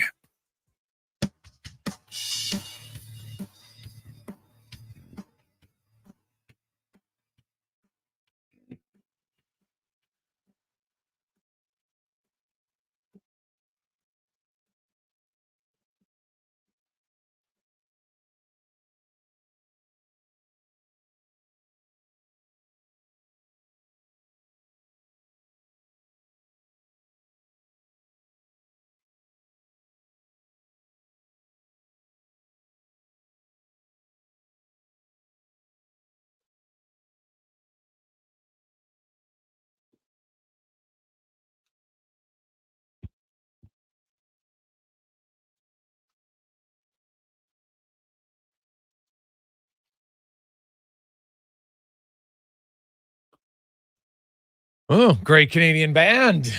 Little Nickelback for you on a lovely Wednesday afternoon. Jason Gregor, Connor Halley, Sports 1440, Orders Nation, YouTube, and Facebook is always presented by PlayAlberta.ca, where you can get in the game. Lotto 649, $34 million. And hey, if you are into baseball, some lines, the Jays, all this changes, might be a team that might not win a lot down the stretch. We shall see. Let's get to 5 questions brought to you by The Brick, where furniture is kind of like sports. You could be a fan of football, hockey, or soccer, just like you could be a fan of sectionals, love seats, or dining sets. Find your favorites at The Brick and thebrick.com. It's time for 5 questions on the Jason Gregor Show. Gregor, for what it's worth, team sectionals all the way. Gotta have a nice sectional. Best for sports watching. NFL preseason kicks off tomorrow night with the Hall of Fame game, Bears and Texans. No Caleb Williams for the Bears. Still a bit of a disappointment. I'll ask you this. When it comes to the NFL's preseason, lots of hype typically around the rookies and them getting in. What's your excitement level on a scale of 1 to 10? 0. The preseason 1 to 10. Yeah, I'm taking a 0. I don't put much stock into it. You're not evaluating guys who are playing against NFLers. And hey, you know what? NFL's the best of the best. And I've seen it every year. Look at this guy. Oh, look at that guy. Well, yeah, he's dominating players who aren't regular NFL players. That's great. That's what you want, but that doesn't mean he's going to do it. So I don't put much stock into it. I know NFL fans love it. Good for them. I have 0 interest in it. Yeah, I mean, I'd say I'm a little bit higher. I still do like to see the rookies get out there and see what they can do. Some teams we're seeing play their starters a little bit more than usual with the 3 preseason games now. I'll go a little higher, but not too much. I'm at about a 3. It's still a little disappointing. You know, you can't get too amped up for it as much as you like to see it. Even if your team does have success, they're the home team. They're probably going up against the team's second or third stringer, so it kind of dwindles away. But I'll go about a 3. Looking forward to just seeing a little NFL football. Love the CFL as well. But to see the Bears and Texans tomorrow night out in Canton, I will definitely be tuning into this one. Question number 2 for you. Post MLB trade deadline, who is your pick to meet in the World Series this season? Oh, man, it's a good question. Because what's so wild is about all the relief pitchers that were traded, man. Like, is there more of a wild card than any of that? I'm going to, if I had to pick, I still might go with the Phillies because I know there's going to be a great race in the NL, but there's not many really good teams, right? So there's a lot of average going up against one another. So I'll still take the Phillies only because I'll never root for the Dodgers because you can't buy a championship. So I'll take the Phillies. Yeah, I'm going to go with the Orioles beating the Dodgers. And, the Orioles struggled for a long time. Obviously, the last couple of years, we know they've been very good. So I'm going to take the Orioles to beat the Dodgers in the World Series, but, probably won't happen. I don't think I'm very accurate history when predicting these things. Question number 3 for you. We've seen in the Olympics, we've seen the adopted rugby sevens the 3-on-3 basketball, very cool events. If you could see another sport modified and then entered into the Olympics, what would you take? Summer or winter? Well, we got flag football now too, right? That'll be in Los Angeles, yeah. Yeah. Summer or winter. Well, I talked about, I think for hockey's got to find a way to kind of get other people interested in it. And I would look at 3-on-3, but not on full ice. It just doesn't make sense to me. 3-on-3 and full ice. I think it actually ended up being boring over a long period of time, over 5-on-5. So I would go 3-on-3 in a reduced rink size. I think that might be better. Yeah, that'd be cool. I would definitely be a big fan of watching that. And you could do it with NHL players too, because the NBA, they still have 5-on-5 and then 3-on-3 basketball. I was going to dwindle down the basketball even more. 1-on-1 basketball in the Olympics. Let's see who the best player is out there.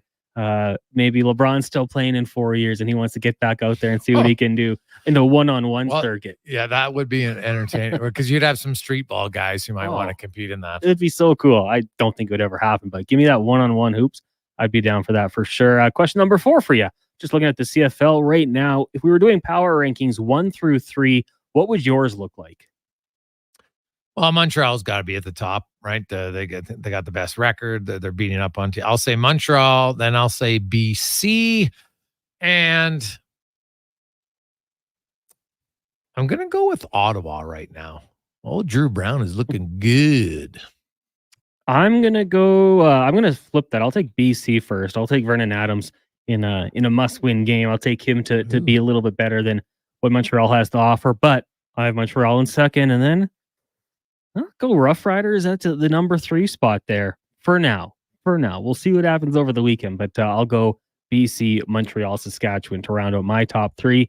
And final question for you is the final day of July. I would say one of the more popular months of the calendar year. But if you had to pick your favorite month of them all, what would top your list?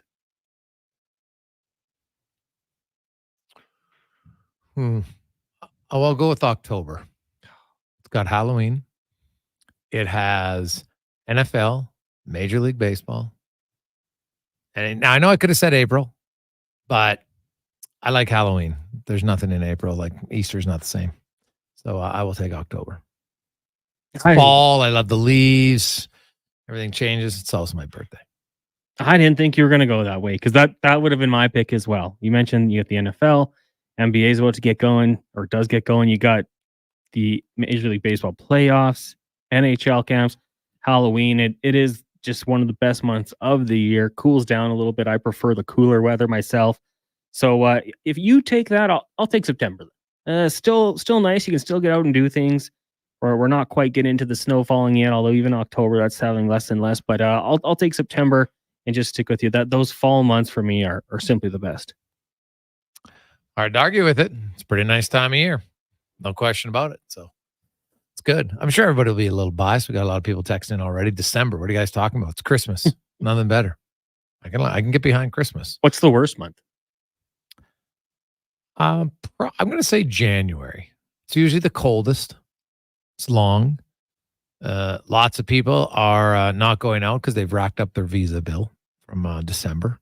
So yeah, I'm it's the dog days of NHL and NBA. There's no MLB. Yeah, I'm gonna go January. I think. It's also the coldest, and it's having. I'm probably scarred from when we used to calve in January, and it was the worst. I don't know why it took so long to figure out change, but yeah, January calving. No thanks. When you don't have a heated barn, definitely no thanks. So, yeah. What about you? Yeah, I don't mind January. Oh, what do you like about it? I like the cool. I like the cold. I like when it gets dark early. Really? Yeah, I'm kind of weird that way. Feb's my birthday. So probably, I guess, probably February. Other than my birthday, kind of sucks. So yeah, I'll go that one. All right. You got the Super Bowl, which is nice, but Well, your team's never in it, so you can't like it that much. Imagine being in it, Gregor. Yeah, you wouldn't have me after. Oh God, dude, I'd give you time off. I'd be like, Cons, this is gonna be the only time in your life. Well, they've been there once. Yeah, right. They've been there once. I wasn't a fan. Didn't go well. You weren't a fan yet in that, right? So, but honestly, you know what? If they ever make it, don't worry. You will be expecting you to go. All right. Maybe might have to do a GoFundMe to get your tickets. It's so damn expensive. That's the only negative about the Super Bowl. It's very rare for the common man to get to go, unless you can win your way in, right? Or maybe some diehards just save up planning. Because I guess, you know what, Connor, if you started today and said, here's my Super Bowl fund, and just put money away like an RSP, it's like, how many more years till they get there? Like, it might be 20, realistically. You could easily then afford it. You got to plan ahead, though. And it helps you not having a great organization with the chance. Like, if you're a Chiefs fan right now, you're like, well, geez, you know what? You got to save up every year. It's pretty tough. If you're a Chargers fan, you put that in account, you'll probably have way more than you'll need to go. Just do $50 a month. Well, I mean, I got to look at the Jim Harbaugh calculator here. You got the Niners to the Super Bowl relatively quick. You got Michigan to the national championship, then won in about 8 years. So yeah, balance out. Hey, maybe 6 years, we're good. When is Mahomes retiring? Yeah, fair point. Fair point. You got to factor that in as well. Yeah. Something to consider. Yeah, we could do a whole poll on, like, could be great to go through all the teams and then say, which team do you think will be the longest starting today to win a championship? Now, obviously, some of us might not be alive. Well, most of us probably, I wouldn't, for a lot of these teams. Talking all sports or just football? No, just football. Like, if you had to pick today. Cleveland Browns. Well, after the Deshaun Watson, hard to argue. There's one where I'm just like, you know what? Probably not going to happen for them. Let's get a quick sports 1440 update brought to you by Albatross Roofing. They're looking for experienced flat roofers and sheet metal fabricators. You must have experience with SBS modified bitumen roofing systems, which means you're pretty experienced. And you're going to get great wages, lots of benefits. You can apply at roofingalbatross.ca. This is the Sports 1440 update. Canada defeated Colombia 1-0 to improve to 3-0 in the Olympic soccer tournament with the win. They will advance to Saturday's quarterfinal to take on Germany, despite being penalized 6 points for the drone scandal. In the pool, swimmer Ilya Karun won a bronze medal for Canada in the men's 200-meter butterfly, the first Canadian men to win a medal at the Olympics since 2012 in the pool. Canadian Felix Auger-Aliassime defeated Daniil Medvedev in their third-round matchup. It was the Canadians' first win over Medvedev in 8 attempts so far. In the NHL, the Montreal Canadiens announced that the team has agreed to terms on a 6-year contract extension with defenseman Caden Gooley. It'll be 6 years with an AAV of $5.55 million in 30 games last season in Montreal. Gooley recorded 6 goals and 16 helpers. And Evgeny Kuznetsov signed a 4-year deal in the KHL with St. Petersburg. The move comes 2 weeks after the Hurricanes placed the veteran on forward on unconditional waivers for contract termination by mutual agreement. Major League Baseball today, the Jays losing to the Orioles once again. Today was 10-4. Elsewhere, Royals beat the White Sox 10-3, and the Cards over the Rangers 10-1. Diamondbacks get by the Nationals 5-4. Notice the Twins defeating the Mets 8-3. Yankees pick up the win in Philly, winning 6-5. We got 2 games going on right now. Red Sox and Mariners tied at 2 apiece. That one in the bottom of the 9th, and in Cincinnati, Reds and Cubbies delayed due to rain. In the top of the 1st, Edmonton Riverhawks back in action. They'll take on Victoria once again. First pitch just after 8 o'clock. Coming up in Hour 4 of the Jason Gregor Show, we'll be joined by Mark Spector of Rogers Sportsnet and Edmonton Elks starting quarterback Trey Ford. I'm Connor Halley. This has been a Sports 1440 update. Sports 1440 in West Edmonton Mall and Wetaskiwin. CKJR is a Stingray radio station. Download the free radio player app and listen wherever you go. Hey Edmonton, it's Jordan Baker, coach and general manager of the Edmonton Stingers.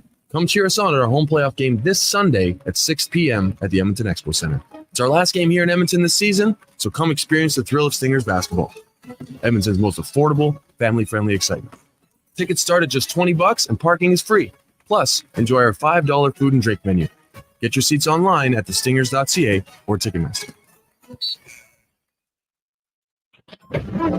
Hey, if you're a basketball fan, you're going to want to check out The Basketball Show here on Sports 1440. I'm Paul Sir, and I'll be your host every Saturday morning from 10 a.m. to noon right here on Sports 1440. Now, all sizes of premium roast coffee at McDonald's have a new low price starting at $1 plus tax for a small. It's great if you love great tasting coffee. $1 small premium roast coffee every single day. Must be McCafe. Plus tax at participating restaurants in Canada. Excludes delivery. Maximize your car's lifespan by performing regular maintenance services. Visit Mr. Lube for warranty-approved oil change, scheduled maintenance, and tire service. Open 7 days a week, no appointment needed. Mr. Lube in Spruce Grove is located at the corner of Century Road and McLeod Avenue, or visit MrLube.com.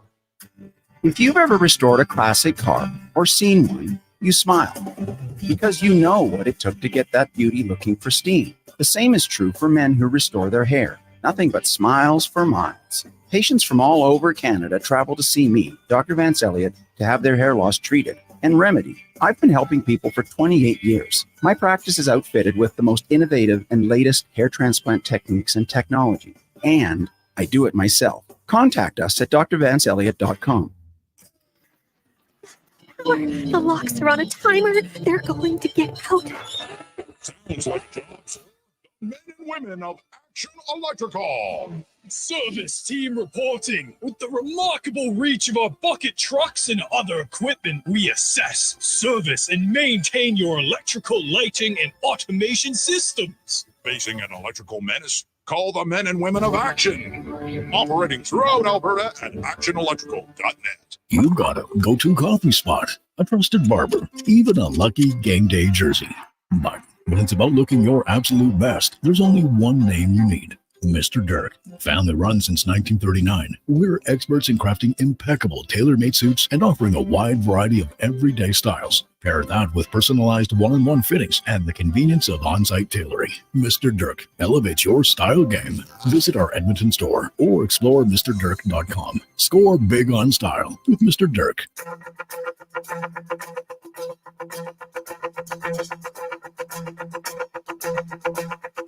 Just like dove sings a song and she's singing. Ooh, ooh, ooh. Just like the dove sings a song and she's singing. Ooh, baby, ooh, say ooh. And the days go by, strand in the wind, in the web that is round.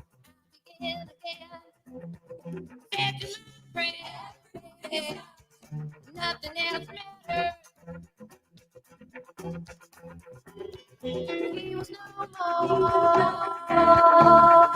baby.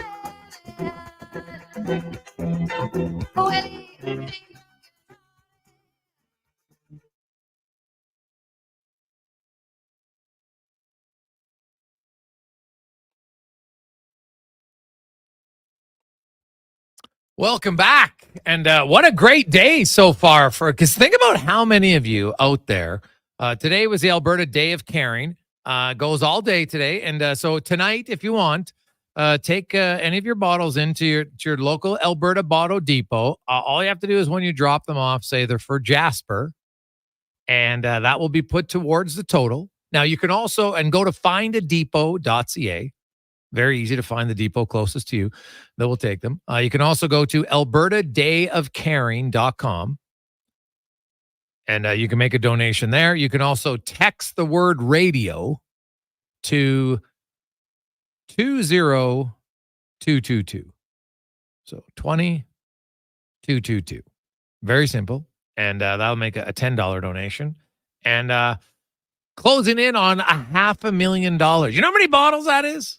And $10 donations, it adds up very quickly. So it's going to be helping out all those who have been impacted in the Jasper fires. And it's looking at the largest bottle drive we've ever seen. It's going to be in support of the Canadian Red Cross. The proceeds will be going, assisting those impacted in Jasper and other areas affected.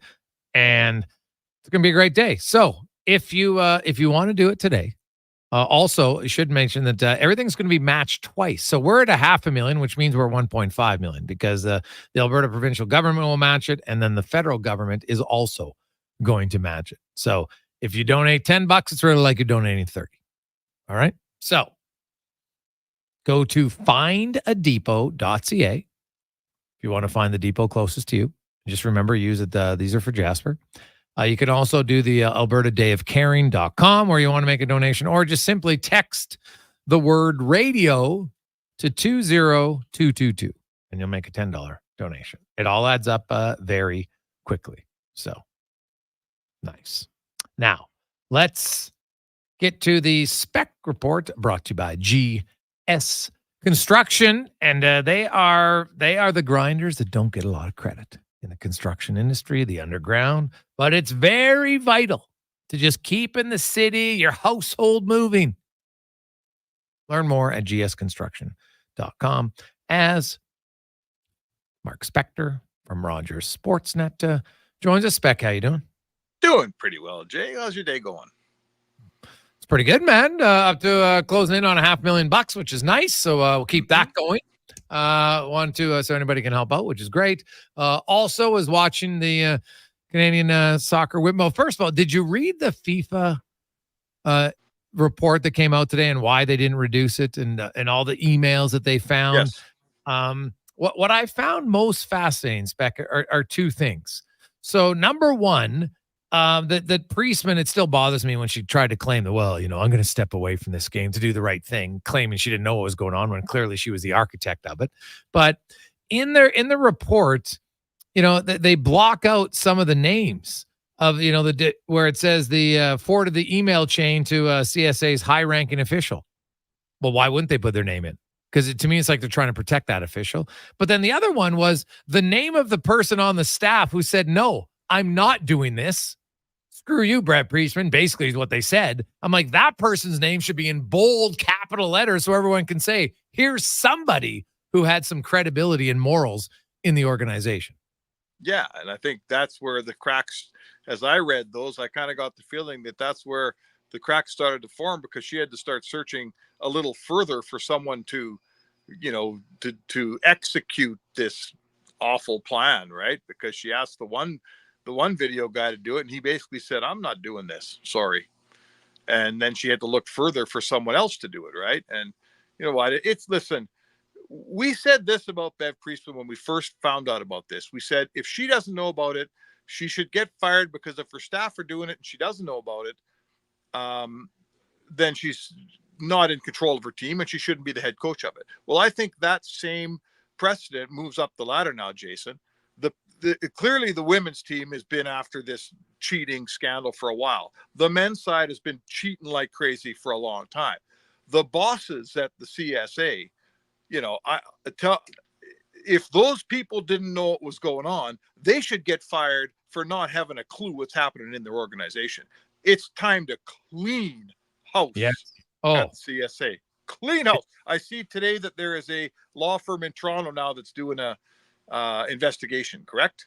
Yes. Yeah. Independent investigation. And I think there'll be lots of people to find here that will probably talk about it for them. I think a massive house cleaning is coming, no question. Yeah, and it's kind of too bad. I would say to you that our two national programs have never been better than they are right now. Look at the men. They just made it to Final Four at the Copa. The women are unbelievable. What a great story they are. On the field, we've never been healthier and better and more competitive. And now this happens off the field. It's that old CSA, man. They just can't stop banging their head against the wall, can they?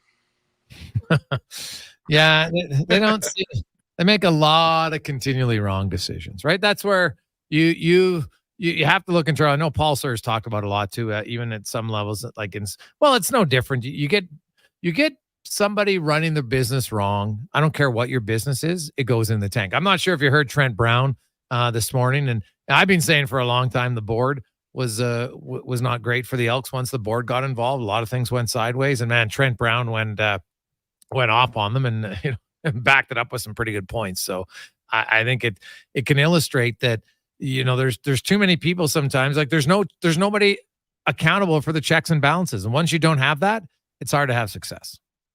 Yeah, I agree. There's this faceless board of the Elks and this faceless leadership of the CSA.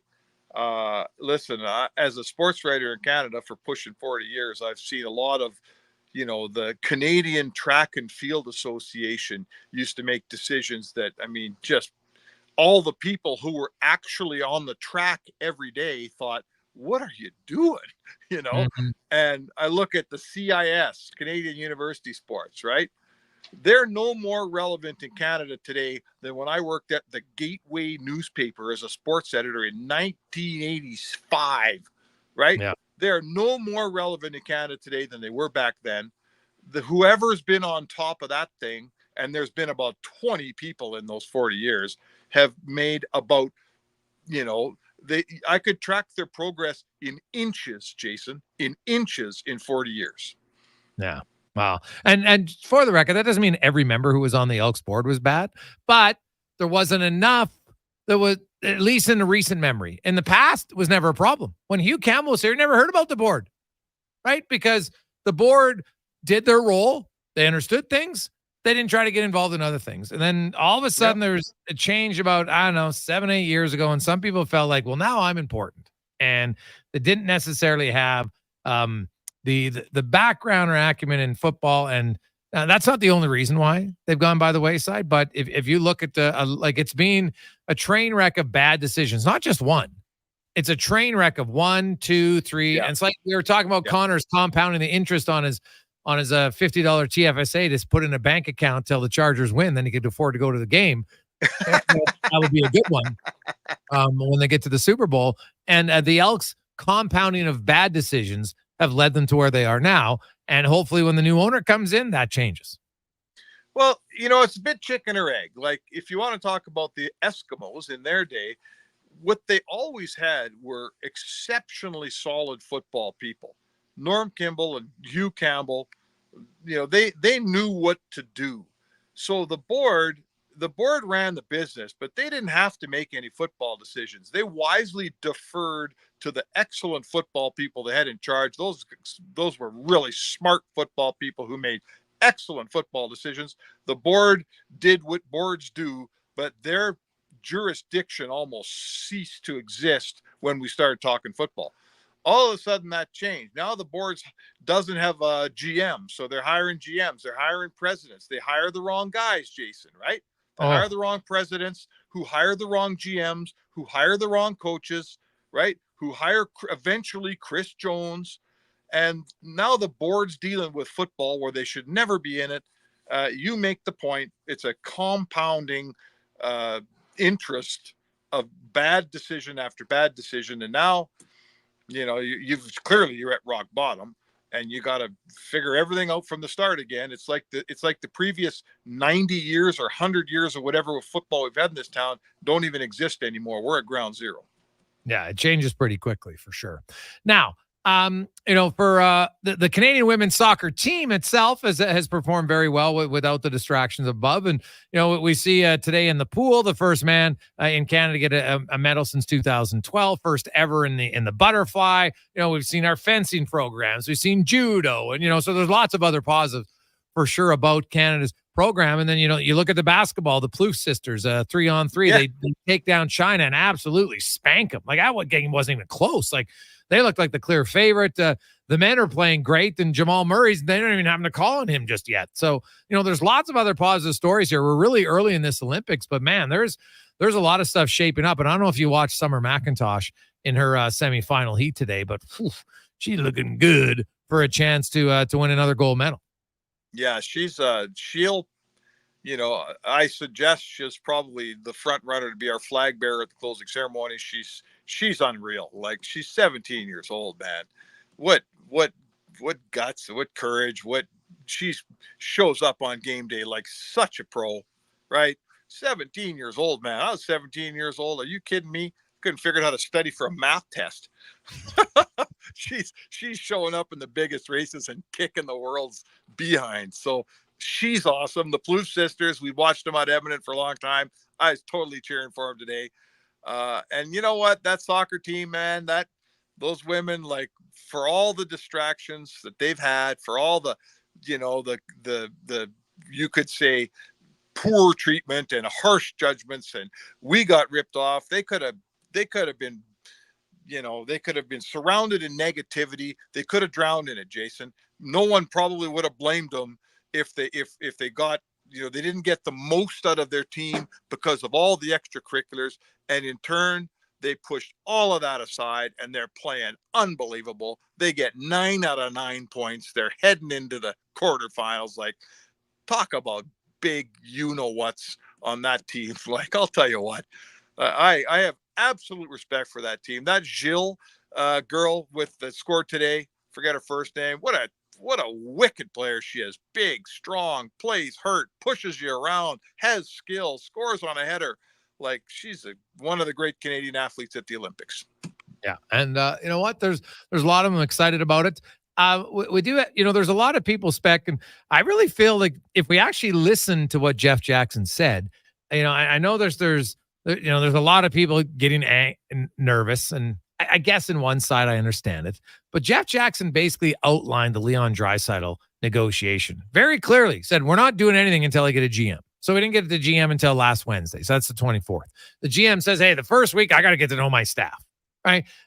Draisaitl's agent, one of his European agents, said, hey, nothing really until the end of August. Like, they haven't had any serious negotiations. I don't think they needed to have any serious negotiations. They can start that in August, whenever that's going to be, whether it's August 5th or 10th or 15th. Like, when they finally get down to it, Spec, I don't think it's that hard of a negotiation. Leon, do you want to be here? Yes. Okay, now we got that out of the way. Here's the numbers, right? Do you want to be the highest paid guy in the NHL?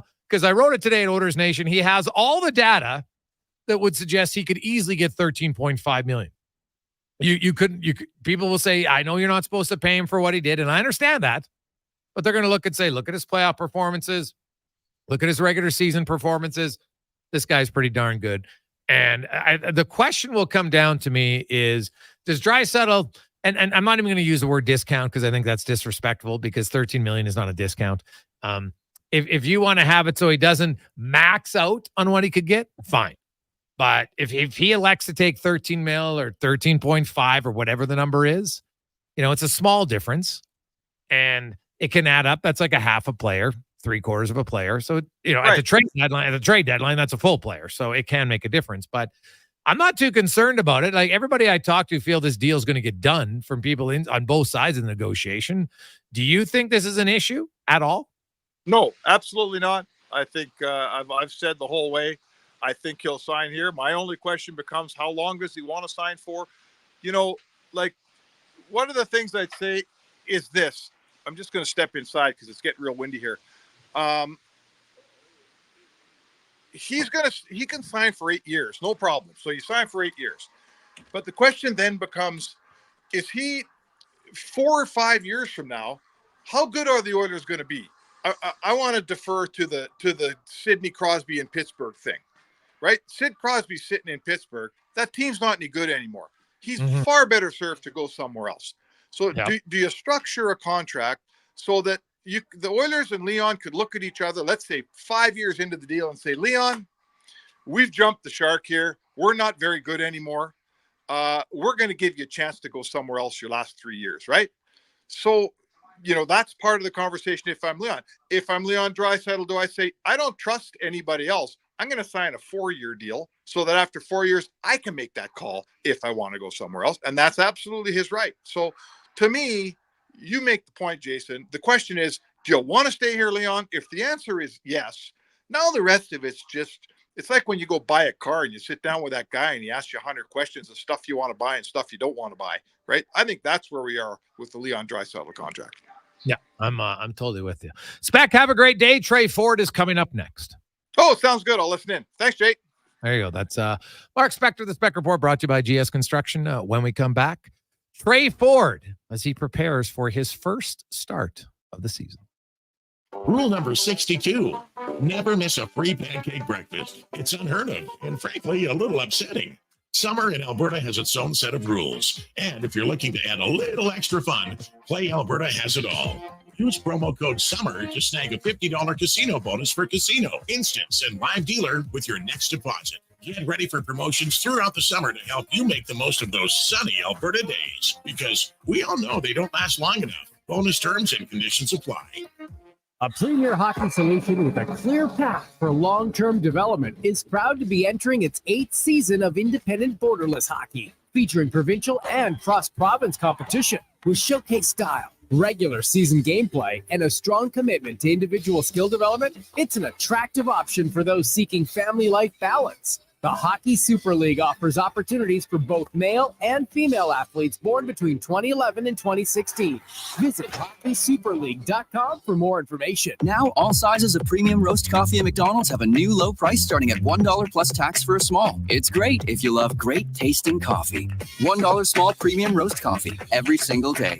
Must be McCafe. Plus tax at participating restaurants in Canada. Excludes delivery. Whatever the project, big or small, when you need metal cut precisely and promptly, you need Metal Supermarkets. That's right, fast, so you can get it done, then enjoy the sun. Imagine what you'll do with all that extra time. Look, I'm up. I'm paddleboarding. I'm hating this. Maybe find another summer pastime, but in the meantime, see the pros at Metal Supermarkets, the convenience stores for Southside, West End, metalsupermarkets.com. Sometimes even the best laid golf plans require a rain check. That's when you and your foursome should head to the CCT Golf Center, Edmonton's best virtual golf facility. Their 28 new golf simulators feature over 90 courses to choose from. And with a fully licensed bar and snack center, there's no waiting for the drink cart. Open 10 a.m. to 8 p.m. daily in downtown Edmonton. Call 780-540-5400 to book your spot or visit countryclubtour.com. Rule number 41, never challenge a goose in the Bow Valley. They run this town and they know it. Summer in Alberta has its own set of rules. And if you're looking to add a little extra fun, Play Alberta has it all. Use promo code SUMMER to snag a $50 casino bonus for casino, instants, and live dealer with your next deposit. Get ready for promotions throughout the summer to help you make the most of those sunny Alberta days. Because we all know they don't last long enough. Bonus terms and conditions apply. Welcome to Turn Sports on 1440 AM, your daily dose of sports with a South Asian spin. Join us every weeknight from 6 to 9 p.m. on 1440 AM, hosted by Navin Ramrak. If you're interested in sponsoring or being one of our advertisers, reach out to us at sports@theuniversalradio.com. Thank you for tuning in to Turn Sports on 1440 AM. Now, all sizes of premium roast coffee at McDonald's have a new low price starting at $1 plus tax for a small. It's great if you love great tasting coffee. $1 small premium roast coffee every single day. Must be McCafe. Plus tax at participating restaurants in Canada. Excludes delivery.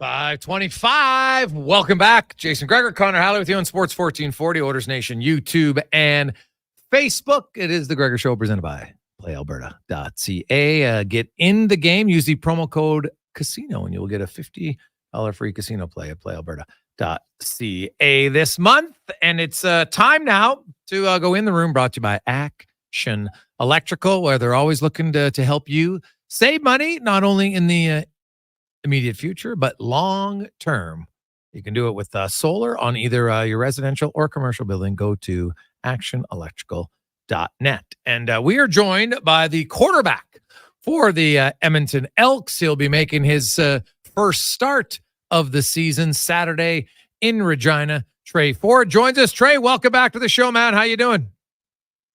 I'm good. How are you? I'm excellent, Trey. You know what? Pro sports and life sometimes can intertwine. And, in life, you have to learn about patience. How much has your patience been tested early on this season after getting 10 starts last year? Yeah, it definitely gets tested, right? Like when you think you're going into a situation, where you feel like you played out a pretty good half of a year and you're excited to get ready for next year. And, you think you're going to be that starting guy. And then, the table kind of turns and you find out you're not. It's definitely a tough situation and the patients are definitely tested. But I feel like that's just kind of in life. That's just how things go. It's not always going to go as you planned, but it's all about how you adapt and you react to it. And so I've just been trying to make the most out of the situation these last 7 weeks.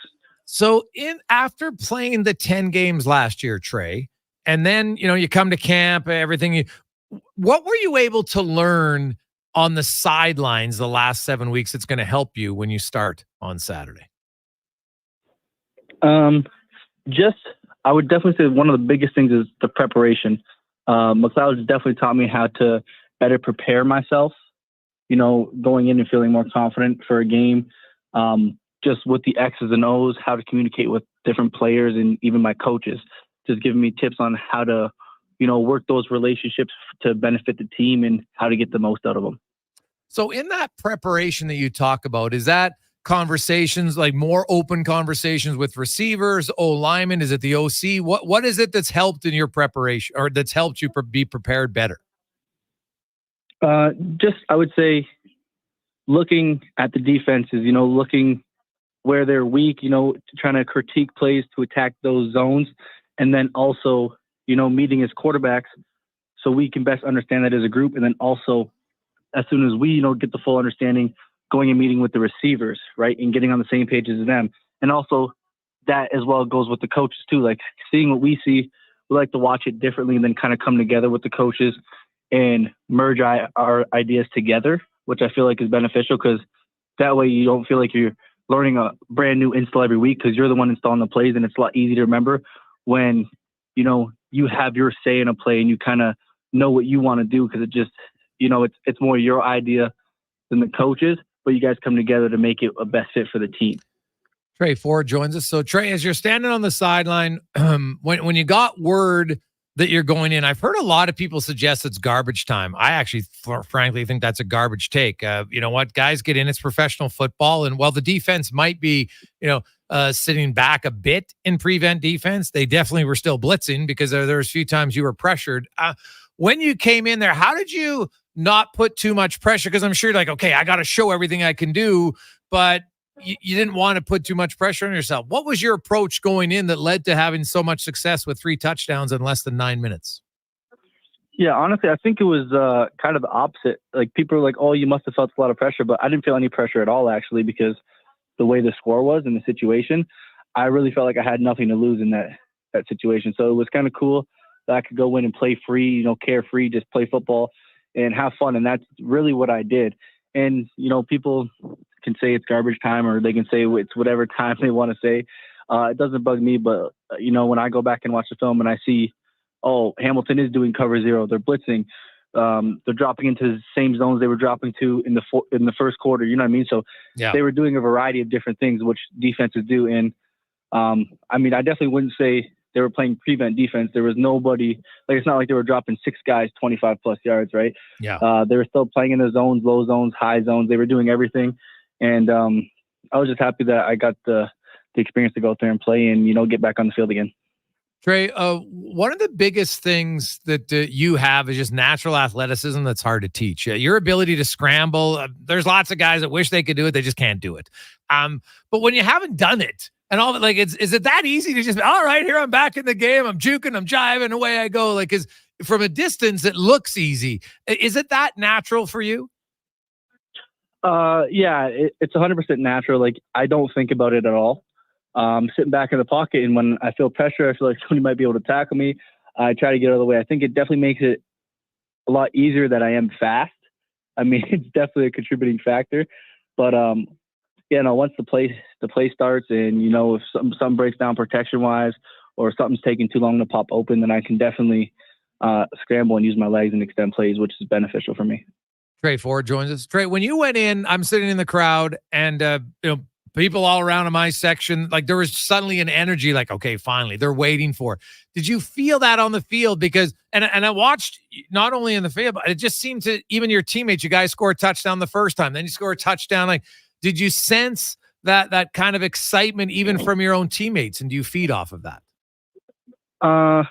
Yeah, I definitely sense it. I wouldn't say I feed off of it though, but I'm happy that I could provide them with that spark, right? Anything I can do to, help pick up the other two phases too, right? And they're supposed to pick us up when we're struggling a little bit. So it all bounces off of each other, which I think is crucial for really good teams, because, your offense isn't going to go out there and score 50 points a game, right? And your defense isn't going to go pitch a shutout every single week. And, you're going to, we had the block punt, right? So things happen in football. You got to be able to adjust and bounce back. Trey Ford joins us. Trey, you go into Saskatchewan, and you know what? Their defense has been pretty good. It's not like you're getting a weak defense at all in your first start. You mentioned you feel you're more prepared than ever. When you look at this on game film and you see what the Riders have done, what do you feel your offense needs to do early to get them on their heels? Well, the biggest thing is going to come down to execution, right? Like, you can drop the best plays, but if, the quarterback is not looking in the right spot or throwing the ball to the right area, if the receivers aren't catching the ball, or if the O-line's not blocking, nothing's going to be successful no matter what you do. So we just have to go and execute and do our jobs. We're out watching film, and there's certain zones in their defense we feel like we can attack. And even when they're playing man coverage, we feel like we can win in our situations. So we're just going to go do what we can do and not worry about, they are a great defense, right? And I mean, everybody in the league knows that. But, when the whistle blows, you got to be ready to go regardless of who you're playing. And it's professional football. Some people think, teams are just way better than other teams and, their players must be way better. But once you get to the professional league, it's not like guys are like super better than another person, right? Like another player. It's a lot more level than people think. It's just some teams have better chemistry on the field and are able to play at a higher level. But skill and talent-wise, I feel like it's actually pretty similar throughout the league. So I feel like, if BC, who with VA at quarterback, they do a great job getting the ball down the field and taking shots.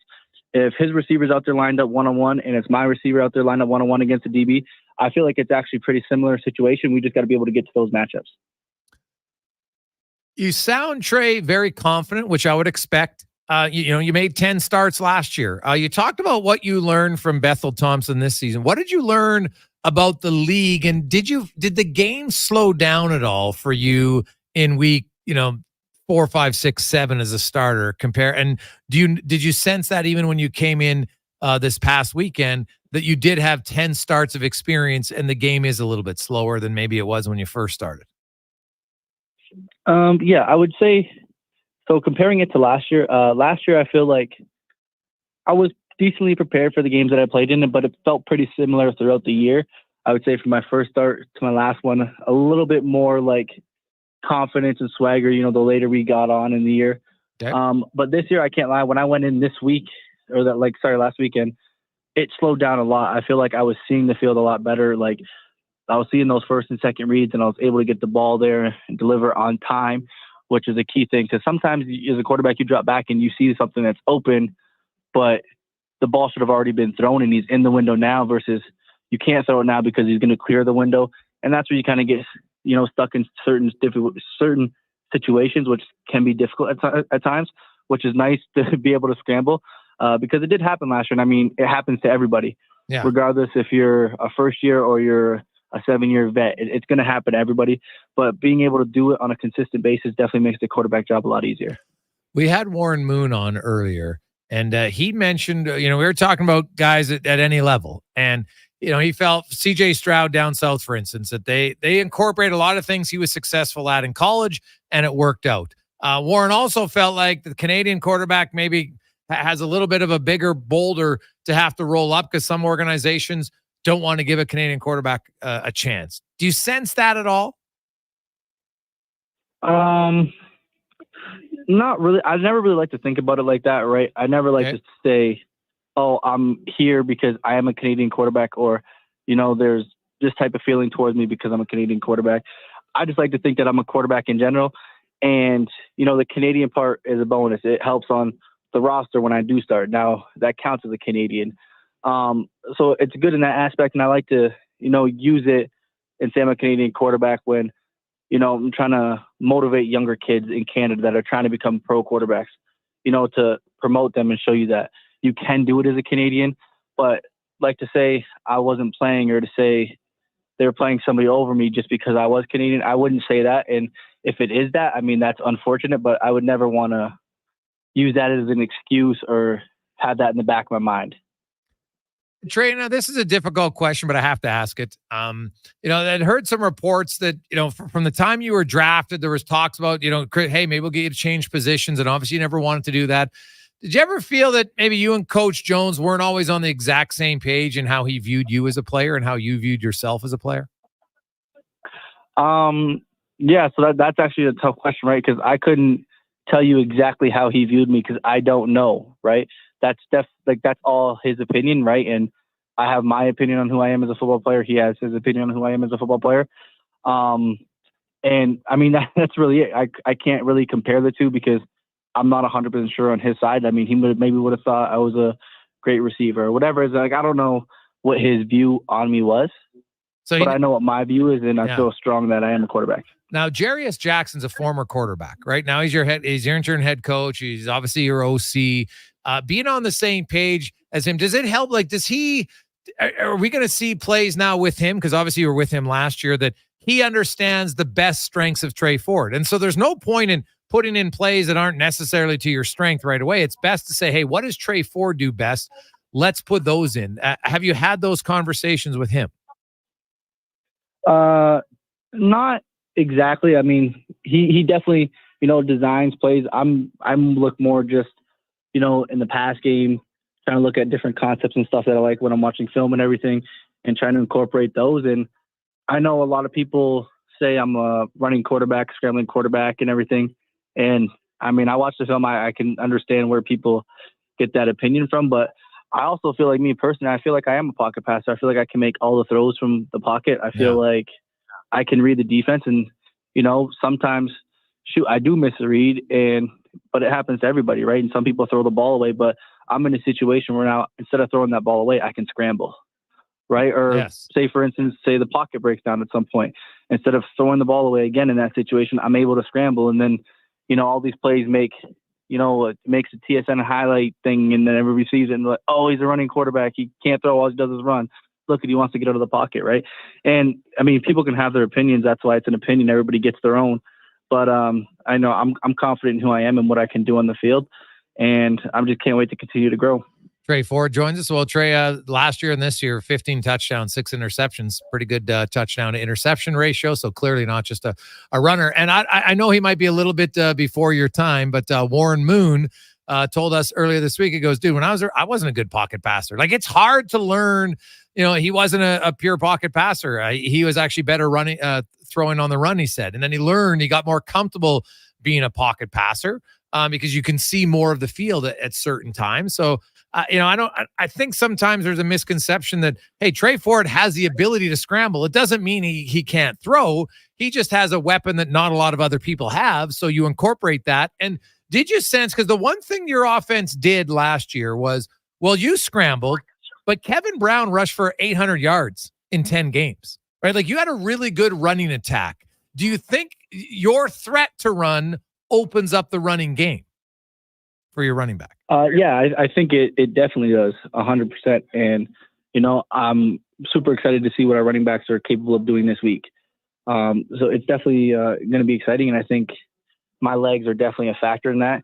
And what you were talking about a little bit earlier about the being a great passer when you're young, it is difficult, right? Like, especially coming from U Sports, where, you really only see cover 3. Yeah.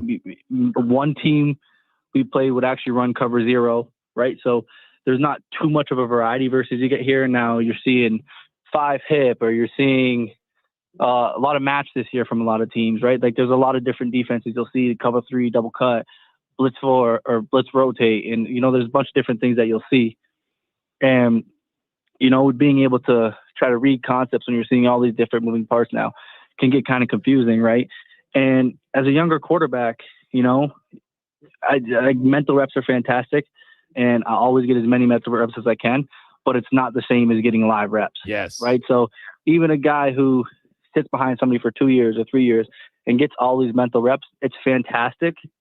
It's, good for them to learn, but like you can't just throw them in the game and expect them to say, oh, you had 2 years of mental reps, you should be able to do this no problem, because it's not the same thing. It's not remotely close to the same thing.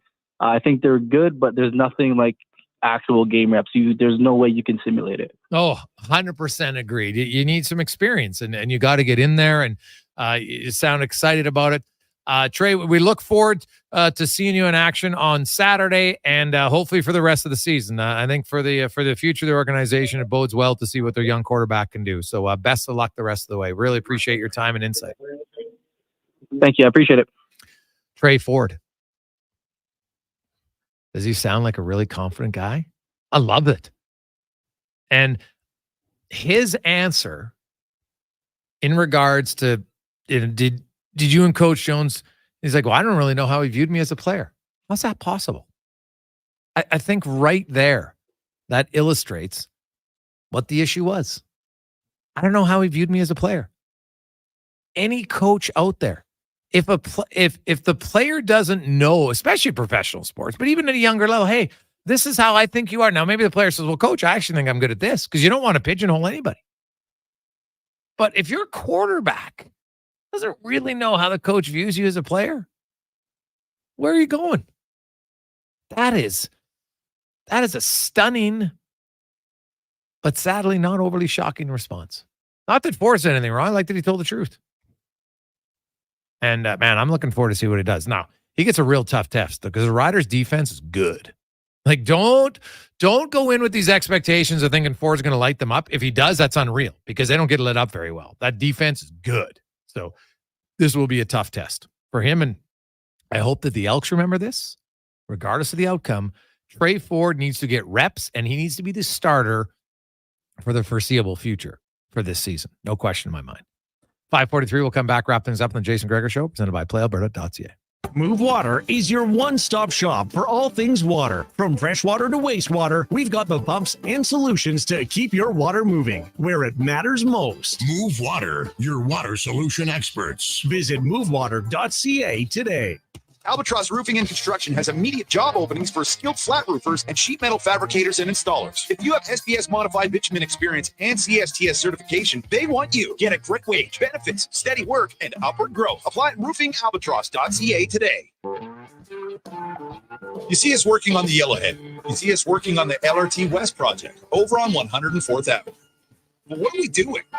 We are GS Construction, and we're moving, upgrading, and repairing all of that underground infrastructure so that other work can go on. Things like maintaining water, wastewater, and stormwater draining services. Things you may take for granted, but definitely need. For 50 years, GS Construction has been laying the groundwork for your community. Find out more by going to gsconstruction.ca. We've finished construction of our gamma radiation containment facility. Is it up to code? Is it going to be safe? Sounds like a job for the men and women of Action Electrical. Testing team reporting. We test your commercial operations using tools like infrared to ensure safe operation. Trust us to prevent potential calamity before it strikes. Facing an electrical menace? Call the men and women of Action. Operating throughout Alberta at actionelectrical.net. Hey Edmonton, it's Jordan Baker, coach and general manager of the Edmonton Stingers. Come cheer us on at our home playoff game this Sunday at 6 p.m. at the Edmonton Expo Center. It's our last game here in Edmonton this season, so come experience the thrill of Stingers basketball. Edmonton's most affordable, family-friendly excitement. Tickets start at just $20 and parking is free. Plus, enjoy our $5 food and drink menu. Get your seats online at thestingers.ca or Ticketmaster. For over 65 years, Denham Ford has delivered the customer service and value that keeps Albertans moving. And nothing moves Albertans better than Canada's best-selling truck, the Ford F-150. Here now with rates as low as 0% or savings up to $17,000. That's the value you've come to expect from where cars always cost less. 0% or $17,000 off F-150s. Only at Denham Ford in Wetaskiwin or at denhamford.ca.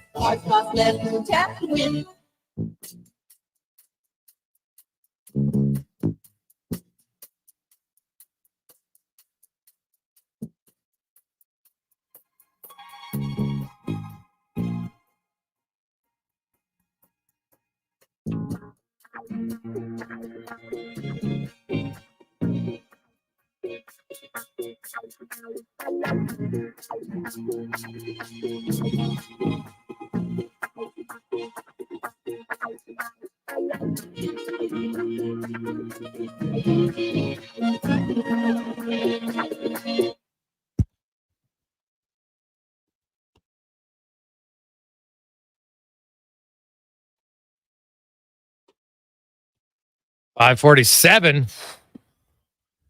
Great insight there from Trey Ford. We look forward to seeing Ford in action on Saturday night. Honestly, to me, that is tune in, must watch TV on Saturday night when the Elks are in Regina to take on the Riders. And to me, like, obviously the outcome, Elks fans would love to see their team win, no question. Right, you got BC coming here. Like, you got the two top teams in the West. Their next two games. It's not like they're giving Trey Ford the layup starts. Right, like you could argue they probably went through the easiest part of their schedule, because they got Saskatchewan, BC, Montreal, Hamilton in their next four games. That's three of the top four. That's three of the top three teams record wise in this entire league. So. It's not an easy time for Trey Ford to come in and be a starter. So people are going to say, oh, look, they lost. He's still in. I'm not expecting Trey Ford to be a miracle worker for this team. But what did he just say? You need reps. You got to find out what you have. McLeod Bethel-Thompson's 36. He's not the answer long-term. He just isn't. Trey Ford might be. He shows a lot of reasons to think he could be. So you got to find out. Give him lots of reps. See what happens. Good job, Gregor. You just uncovered the big issue with the organization. Guy didn't know how the coach perceived him. And if it was my QB, I'd create the offense around his strengths. From Jordan. Bang on, man. Like, and as the head coach, like, I've always heard that Chris Jones isn't necessarily the biggest, believer in offense. He loved his defensive side. I'd love to get the middle linebacker on. Maybe we'll ask Niles more. Hey, now, do you think, how did Coach Jones view you as a player? Did you know? I'm going to be willing to guess he did. And that's one of the biggest responsibilities of a head coach, is managing the players and their personalities. More so than it is necessarily, you have an OC, but it's about knowing the player. 100%. So that explains why, under his tenure as head coach and GM, the Elks were an ugly 8 wins, 30, well, I guess technically his last 2 games, so 35 losses. Right? No, 33. 8 and 33. In 2 1/3 seasons. 8 and 33. And 4 of those wins came with Trey Ford at quarterback. But you didn't want to start him in the other games. Like, what? Crazy, guys. Hey, guys, 5 years into Draisaitl's deal, the cap could be up to $120 million. Not concerned by the least if he gets $13 million a season from Team Dean. Well, if we go, so 5 years, because what's it now? 88? Is it going to be 88 for next season? 87. Even if, let's say, it goes up $5 million a year, $4 million a year, it's not going to be at 120, but 110 maybe. Right? So if it goes up 4.5, it'd be around that. So, yeah, I look at Leon Draisaitl is a proven performer. And you know my stance on long-term deals for both sides, but Leon Draisaitl's lead player, the odds of him falling off a cliff are pretty low. Now, the odds, if he signs $13 million, that at 36 years of age, he's producing like a $13 million player, probably low. But if it's the last year of the deal, who cares at that point? You've got 7 years. Like, look at Leon Draisaitl the last 8 years. You got unbelievable value. Now, I know you'd love to get that again. It's not realistic. So, but like, look at the value you're going to get the next 2 years from Stuart Skinner. Stuart Skinner's a $2.6 million goaltender. I think Stuart Skinner, he's their clear number one. He's going to have a chance to maybe push for the Oilers franchise record most wins in a season by a goalie if he's healthy at 42, set by Cam Talbot in 2017. And Talbot started 73 games. I'll tell you right now, Skinner ain't starting 73 games. He'll be hard-pressed to start 60. Probably won't. So. Hey, guys, Canada soccer needs to be cleaned up for sure. No arguments. But someone other than FIFA needs to be levying the punishments. The corrupt should not be judging the corrupt. Matt and Leduc. Well said, Matt. There is something to be said about that. No question. Hey, guys, you think Toronto FC should show some gumption and let John Herdman go, seeing that he's obviously involved somehow? Yeah, I saw their comment today that they're going to wait until the investigation's done, right? So now there is an investigation that's being started in Toronto. So we'll see. They put it out there. We're going to wait until the investigation's over. Well, Herdman said he was going to cooperate, but considering the men have said they watched the video of Honduras, like, it's pretty clear they used it. So I guess we'll see what happens there. But they will wait till the investigation is over, which I guess makes sense. Just, feel innocent until proven guilty. So we'll see how it goes. Have yourselves a lovely Wednesday. Enjoy watching today's Olympics if you missed any of them. Some inspiring moments for sure. So enjoy that. Tomorrow, we will continue on. Lots of Olympics. Summer Macintosh, baby. Could you get another goal? That's exciting to watch. We'll talk about that and much more. But first, let's get to the Conman Sports 1440 update brought to you by Legacy Heating and Cooling. Home with no payments, no interest for 1 year on your AC unit. Stay cool all summer long at legacyheating.ca. Good night. This is a Sports 1440 update. Over at the Olympics, Canada's female soccer team with the 1-0 win over Colombia to improve to 3-0 with the win. They'll advance to Saturday's quarterfinal to take on Germany, despite being penalized 6 points for the drone scandal. In the pool, swimmer Ilya Karun won a bronze medal for Canada in the men's 200-meter butterfly, the first Olympic medal for a man in the pool since 2012. And Canadian Felix Auger-Aliassime defeated Daniil Medvedev in their third-round matchup. It was the Canadians' first win over Medvedev in 8 attempts. In the NHL, the Montreal Canadiens announced that they've signed defenseman Caden Gooley to a 6-year contract extension with an AAV of $5.55 million in 70 games last season. Gooley had 6 goals and 16 helpers. Major League Baseball today, the Jays falling to the Orioles once again. Today, 10-4. You had the Royals over the White Sox 10-3, and the Rangers losing to the Cards 10-1. Diamondbacks get past the Nationals 5-4, and it was the Red Sox over the Mariners in extras, winning 3-2. Mets at home falling to the Twins 8-3. Yankees over the Phillies 6-5. And the Marlins dropped the Rays 6-2. Just one game going on right now. Top of the third in Cincinnati. The Cubs lead the Reds 2-0. Later tonight, you got the Astros, Pirates, Dodgers, Padres, Angels, Rockies, and the Athletics in San Fran. And the Riverhawks are in action tonight once again, taking on Victoria. That gets going just after 8 o'clock. That'll do it for us here on the Jason Gregor Show. Coming up next, it's Turn Sports. I'm Connor Halley. This has been a Sports 1440 update.